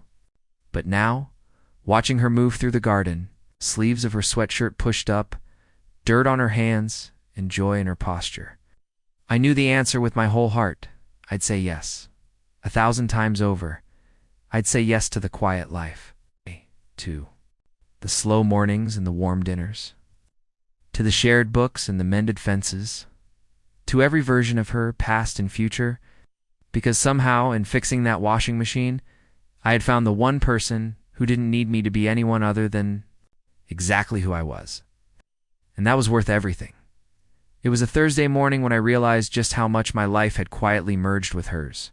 I woke up to the sound of her humming in the kitchen, that soft, tuneless hum that didn't belong to any song in particular, but was always the first music of my day. The scent of coffee and something cinnamon sweet floated through the air, and I lay there for a while before getting up, listening to the clink of spoons, the shuffle of her slippers across the tile, the faint squeak of the oven door. Her house, once unfamiliar, now held my rhythms to my toothbrush in her bathroom. My jacket draped on the dining chair, the book I was halfway through sitting spine up on the nightstand beside hers. It hadn't happened overnight. It hadn't even been planned.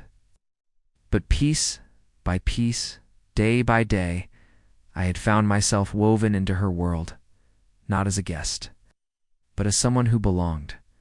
She had started referring to it as our space in casual conversation. "I was thinking of getting new curtains for our bedroom window," she'd say.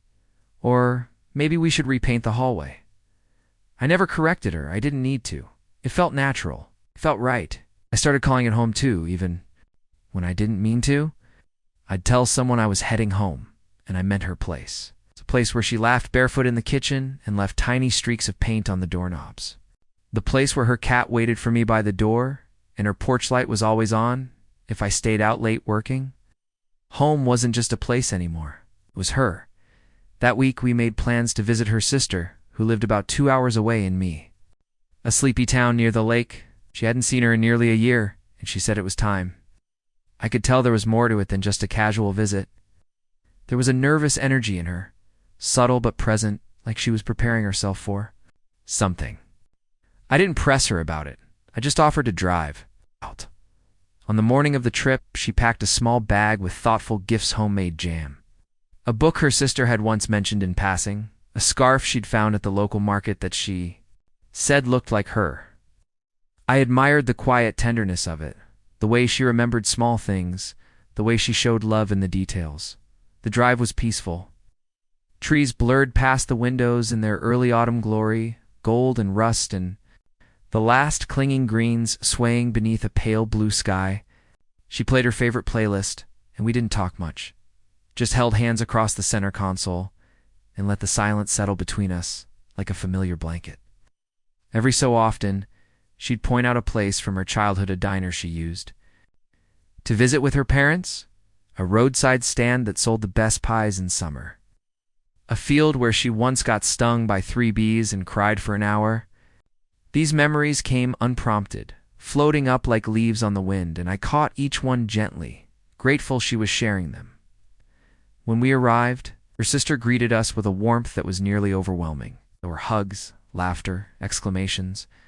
Over how long it had been, I was welcomed in with no hesitation, no scrutiny, just a smile that said, "I've heard about you," and that meant something.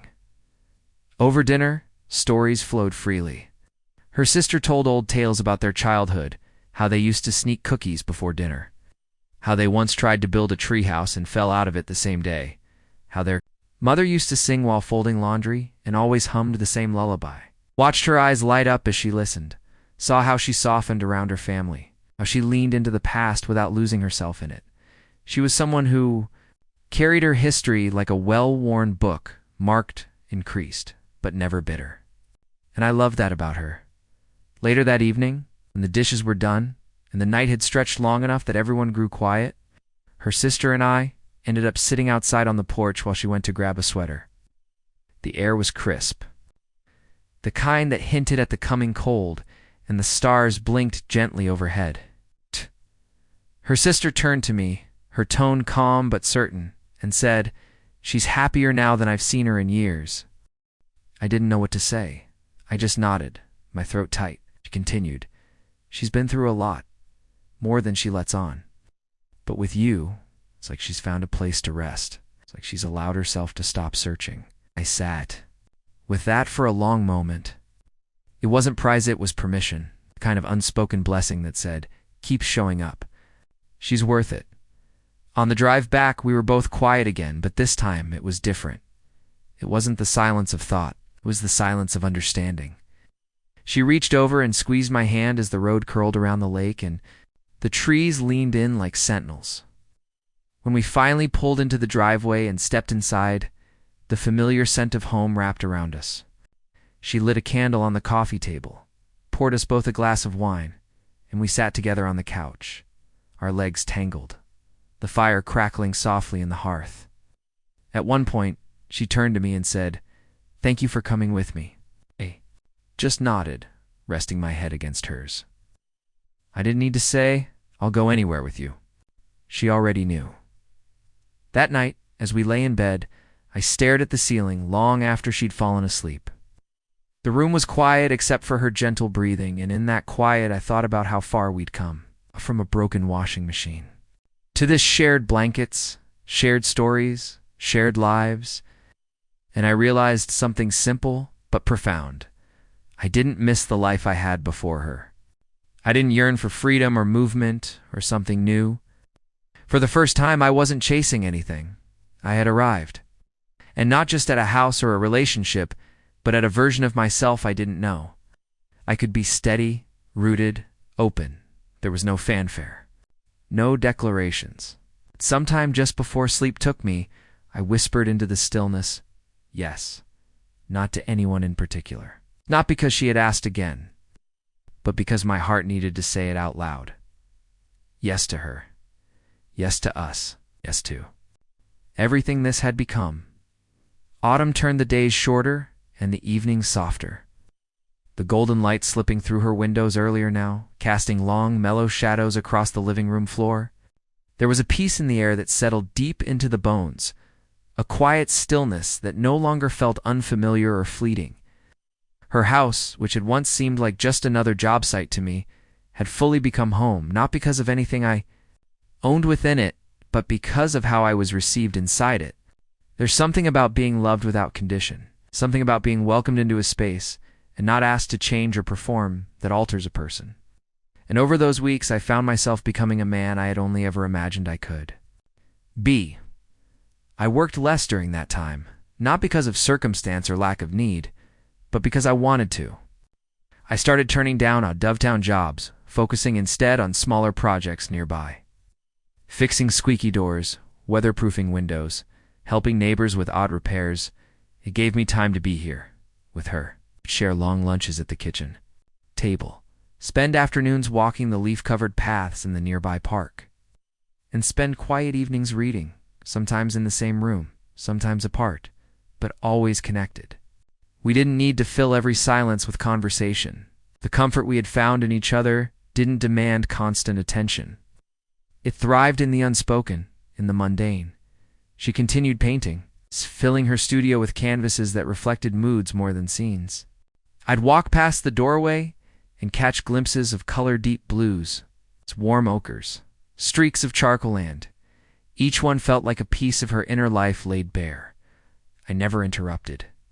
She often told me that her best work came from stillness, and I respected that.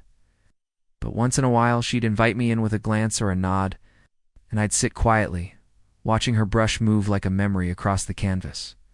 Those were the moments I treasured most, not because they were grand or cinematic, but because they were honest, vulnerable, real. It was during one of those evenings, as the wind pushed leaves in circles on the porch and the fireplace hummed, low in the background, that I realized I'd stopped carrying my past like armor. I used to hold on tightly to the things that had shaped me, the losses, the mistakes, the guilt of never staying in one place long enough to form roots. But now, sitting in her home, sipping her tea, watching her move around the room in soft socks and a paint-stained hoodie, I felt free of all that weight. It hadn't been stripped away suddenly. It had been gently lifted, piece by piece, by her kindness, her steadiness, refusal to make me earn her affection. We hosted dinner one Friday night. Nothing fancy, just soup, crusty bread, wine, and a few close friends of hers I'd met over time. It felt natural, easy. The conversation flowed, laughter echoing against the walls, and every so often, she'd glance at me from across the table, eyes warm, content. At one point, someone asked how we'd met, and she answered with a sly smile, "He came to fix my washing machine," and ended up fixing a lot more than that. Everyone laughed, and I chuckled too. But inside, I felt a deep ache of gratitude, because it was true. I had walked into her life with a toolbox ready to patch something mechanical, and she had met me at the door with the kind of openness that quietly asked, "Are you ready to stay this time?" As her friends left that night, and we stood side by side in the kitchen washing dishes, she reached for the towel to dry a plate and brushed her fingers against mine. The simple touch sent a charge through me, not from desire, but from recognition. This woman, this life, this quiet domestic moment, it was everything I never knew I was allowed to want. I looked at her then, really looked, and saw not just the woman who had teased me that first day with that half-joking proposal, but someone who had rebuilt the foundation beneath my feet, without force, without asking anything but my presence. And so I stayed. I stayed through the cold mornings when the pipes moaned with frost. I stayed through the long grocery runs where we debated over brands of coffee and swapped recipe ideas in the checkout line. I stayed when her cat got sick, and we spent 3 days nursing him back to health with blankets, medicine, and whispered reassurances. I stayed when she cried one night without explaining why, curling into me like a child needing safety, and I held her without questions until the tears slowed and her breath steadied. I stayed because it was never about fixing anything anymore. It was about witnessing. It's about holding space for each other's flaws and fears and quiet hopes. One morning, found her sketchbook left open on the table. She rarely shared what she drew there. It was more personal than her paintings, she once told me. But the pages were open and something made me pause. Inside were small pencil drawings, intimate, fragmented moments, coffee mug with steam. Curling above it, my boots by the door, the curve of my shoulder as I leaned over her stove. They weren't polished or stylized. They were raw, soft, real. And beneath one sketchy, a simple drawing of my hand resting on hers, she had written, "What would you say now?" It stopped me. Not because it was a direct question, not even because it referred to the one she'd asked so many weeks ago, but because it was quietly asking for an answer I already knew I wanted to give.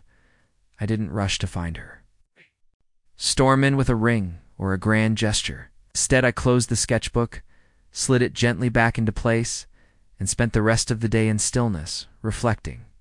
Not on whether I was ready, but on how ready I already was that night. As we curled beneath the covers, her head on my chest, her breath steady against my skin, I whispered into the darkness, "Yes." She didn't respond. She was already asleep. But she stirred slightly, a small smile forming at the edge of her mouth. Maybe she heard me. Maybe she didn't. It didn't matter, because the answer was no longer a question waiting to be asked. It was a truth that had been lived, one quiet moment at a time. The following weeks passed with a quiet beauty that neither of us felt the need to disrupt. There was no pressure, no need for sudden announcements or changes, just a gentle unfolding of a life that had slowly begun to wrap itself around both of us. The comfort between us wasn't the kind that dulled emotions or made us complacent. It was the kind that allowed us to breathe deeper, move slower, speak more honestly. There were days when we didn't do anything remarkable at all, days when the most exciting part was folding laundry together or making a last-minute trip to the hardware store, and yet I found myself more content than I'd ever been. One gray morning in late November, I sat at the kitchen table repairing a drawer. From her old oak dresser that had finally given out, the house was quiet except for the soft patter of rain against the windows and the occasional creak of the floorboards as she moved through the upstairs hallway. The drawer had a small crack running along the side and a missing knob, but the wood was still strong. As I ran my fingers along the grain, smoothing out years of wear and quiet neglect, I thought about how this drawer was a lot like us, once part of something that had fallen into disuse, now given a second chance to serve, to hold, to endure. I wasn't fixing it to make it perfect. I was fixing it because it mattered to her, and by extension, it mattered to me. She came down a little while later, with a blanket over her shoulders and a cup of tea in her hands. She sat across from me without a word, just smiling, eyes sleepy but soft. The light from the window touched her hair in streaks of silver and gold, and I watched her in the same quiet way I always did when she wasn't looking for attention. That was one of the things I had grown to cherish, how unafraid she was to simply be herself in front of me. No performance, no airs, no need to fill the space with chatter, just presence. And over time, I'd found that presence to be far more compelling than anything else. We spent most of that day indoors. The weather didn't permit much else, but neither of us minded. I fixed a few other things around the house while she tidied up her art studio, humming that same tuneless melody she always did when she was focused. We paused in the middle of the afternoon to bake something she rarely did but felt like doing that day, and we made a small batch of scones with cranberries and lemon zest. The kitchen smelled like butter and warmth, and as we leaned against the counter eating them still hot from the oven, her fingers dusted with flour. I felt a sense of belonging I hadn't known could exist in moments so small. Later that evening, we took our usual walk through the neighborhood just as the streetlights were beginning to flicker on.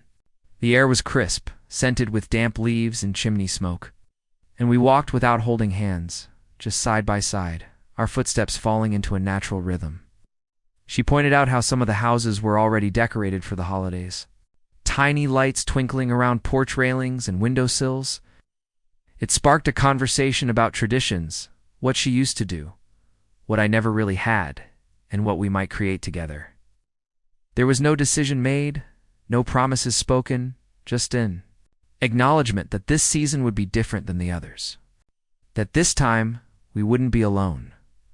That night, as we sat by the fire, with our second mugs of tea, she leaned her head against my shoulder and asked me if I had ever felt certain about anything before.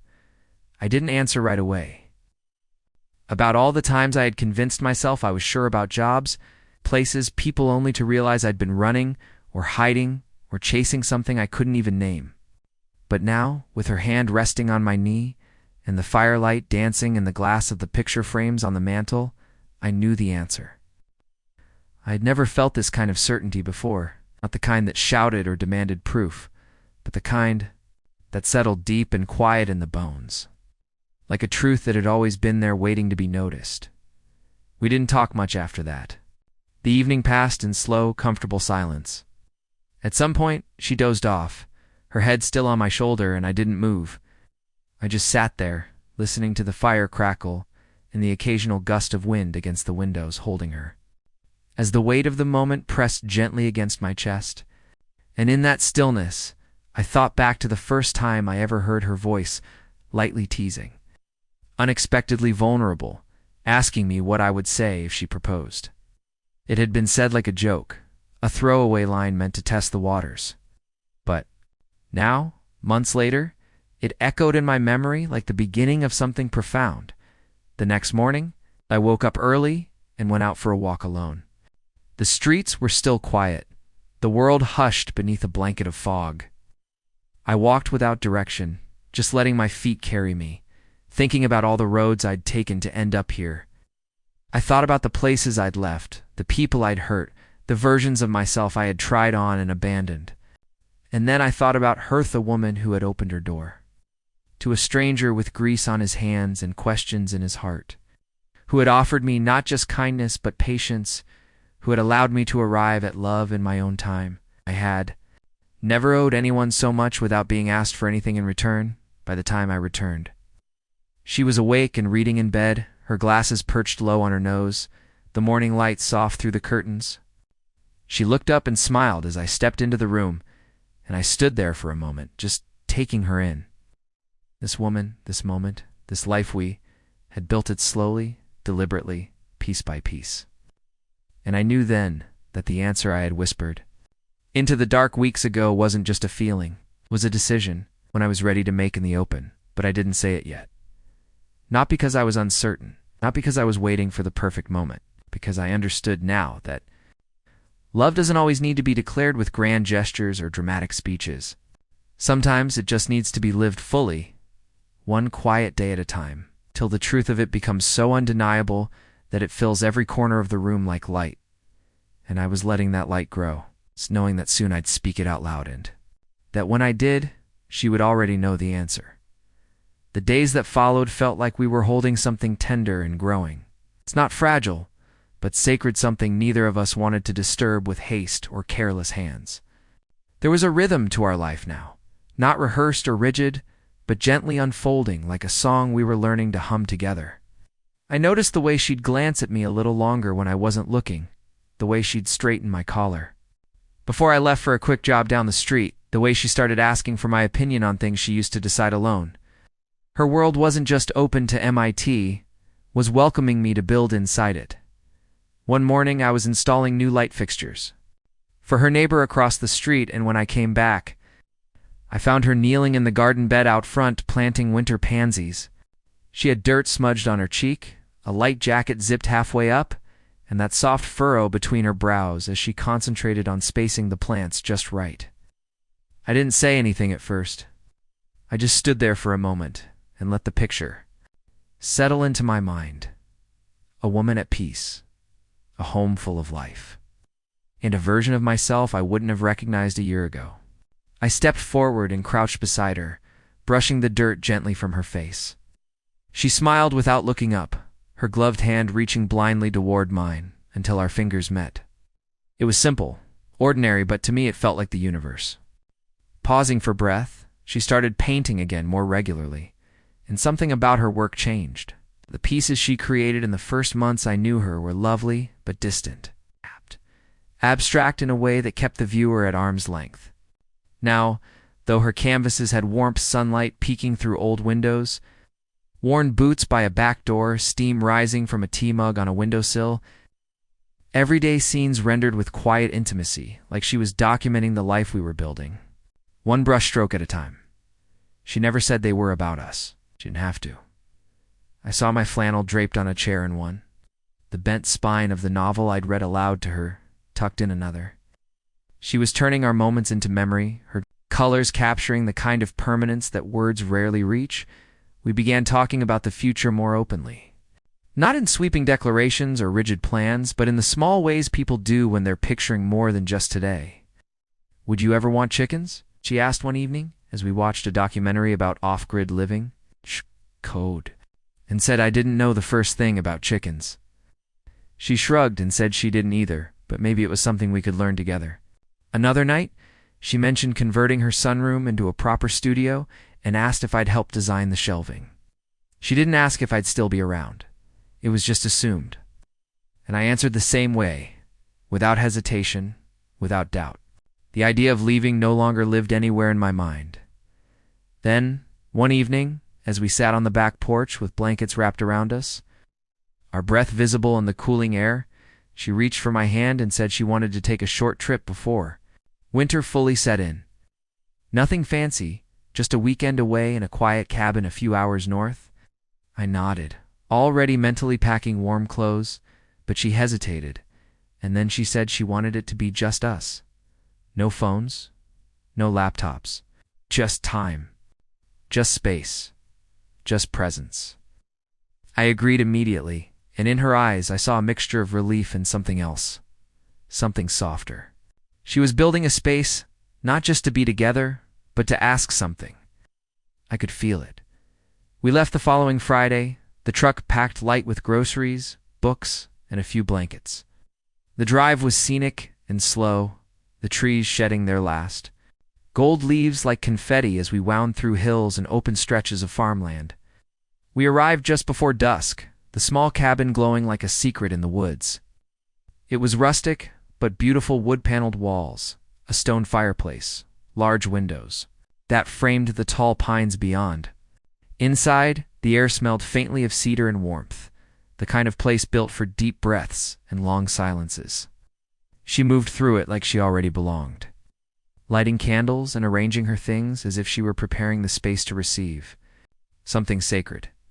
That night we sat by the fire and shared a bottle of wine, her head resting on my shoulder, the flames flickering across the walls like shadows telling stories of their own. There were no distractions, no noise, just the soft crackle of burning wood and the steady pulse of her presence beside me. At one point, she lifted her head and looked at Manat with nervousness, but with a steady, quiet strength. And then, very gently, she said, "Do you remember what I asked you that first day?" "Did?" "Of course I did." It had never left me.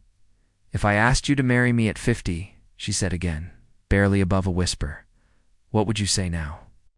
The room felt still then, like even the fire was waiting for my answer. I looked at her, this woman who had invited me into her life with a broken appliance and a brave heart, who had given me space to breathe and the safety to become myself, and I didn't hesitate. "I'd say yes," I said, my voice just as quiet but firm. Not because I've figured everything out, not because it's perfect, but because I can't imagine choosing anything else. She smiled then, not the quick, casual smile I'd seen 100 times, but one that bloomed slowly, like something long held had finally been let go.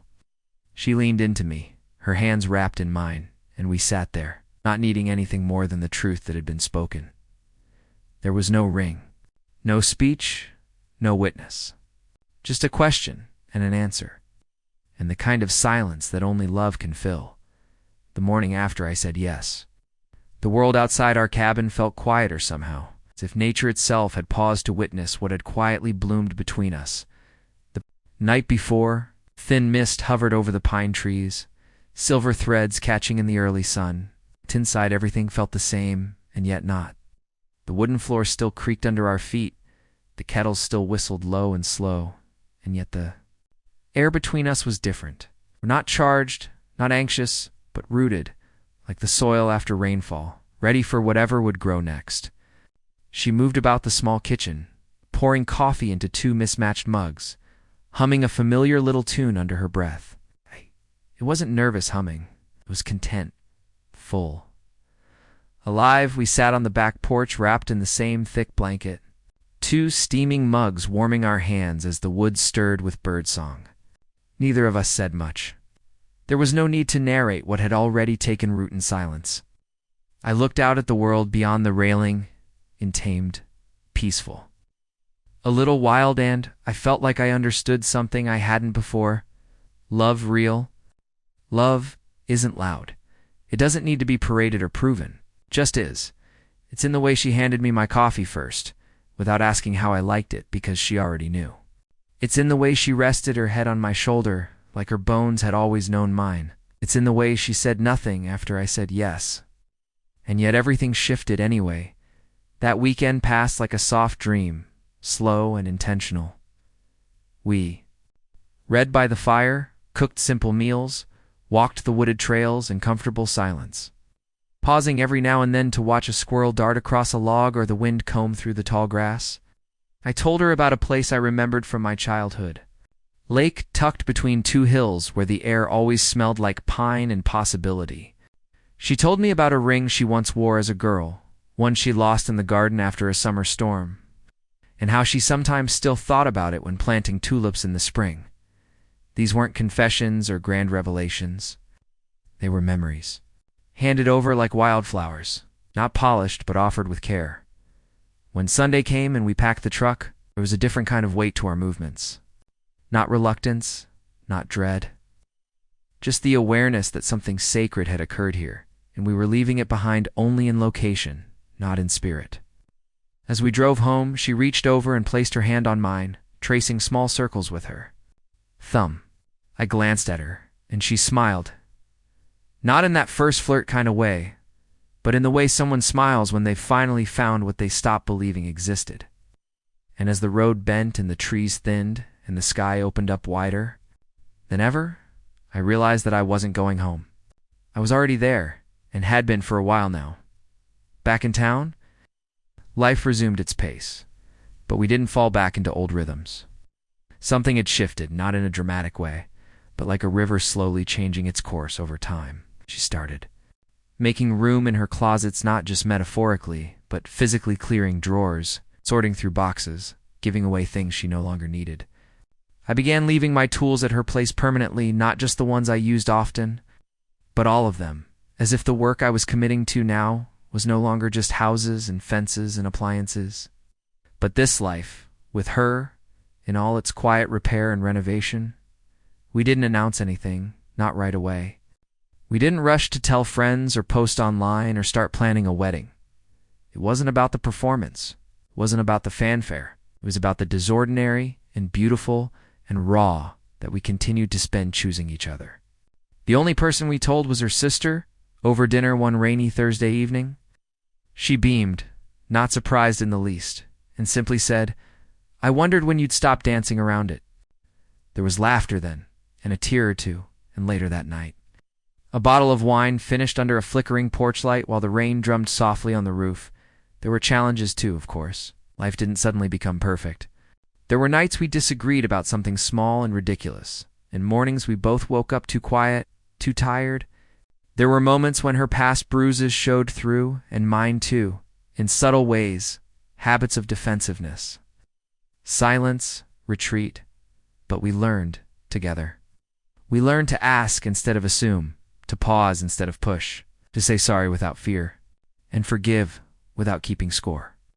And slowly, a kind of strength began to form between us, not from the absence of struggle, but from the grace with which we weathered it. Winter came and dusted the town in quiet white. We decorated our house with simple garlands, candles in the windows, the smell of cinnamon and pine in every room. On Christmas morning, we exchanged small gifts. Nothing flashy, just things that spoke. A compass, engraved with coordinates. Of the cabin where I had said yes, a pair of gloves, hand-knitted by her, with tiny stitched initials on the cuffs. We didn't speak much that morning. We didn't need to. Ow. Everything we felt was in the way we held each other by the tree, coffee in hand, light pouring through the frosted window panes. And then one evening, quietly and without any ceremony, I reached into the drawer of my nightstand and pulled out a small wooden box. Inside was a ring not new, not extravagant. It had belonged to my mother, kept safe through years of transitions and uncertain seasons. I handed it to her without a speech, without a setup. She looked at me, eyes wide but calm, and said only yes, not because she hadn't already, but because we both understood that, saying yes again this time in the light mattered. The wedding came later, small and full of laughter. Friends. A few neighbors. Her sister. And my oldest friend from the road who said he'd never seen me sit still for more than a week before. It wasn't a spectacle. It was a celebration. And when we danced under the string lights, she hung herself from the old maple tree. I felt that same peace I had felt 100 mornings in her kitchen, 1,000 evenings on her porch, 10,000. Silent seconds in between the words. We never had to speak. So, if you ask me now, what I'd say if a woman of 50 asked me to marry her while I was elbow deep in a broken washing machine, I'd tell you this. I'd say yes. Because age is not a limitation. Timing is not a rule. And real love is rarely convenient or predictable. It's quiet. It's patient. It shows up. Sometimes when you're the most unprepared, and all it asks is that you stay. I stayed, and I've never once looked back. Up next, you've got 2 more standout stories right on your screen. If this one hit the mark, you won't want to pass these up. Just click and check them out. And don't forget to subscribe and turn on the notification bell so you don't miss any upload from us.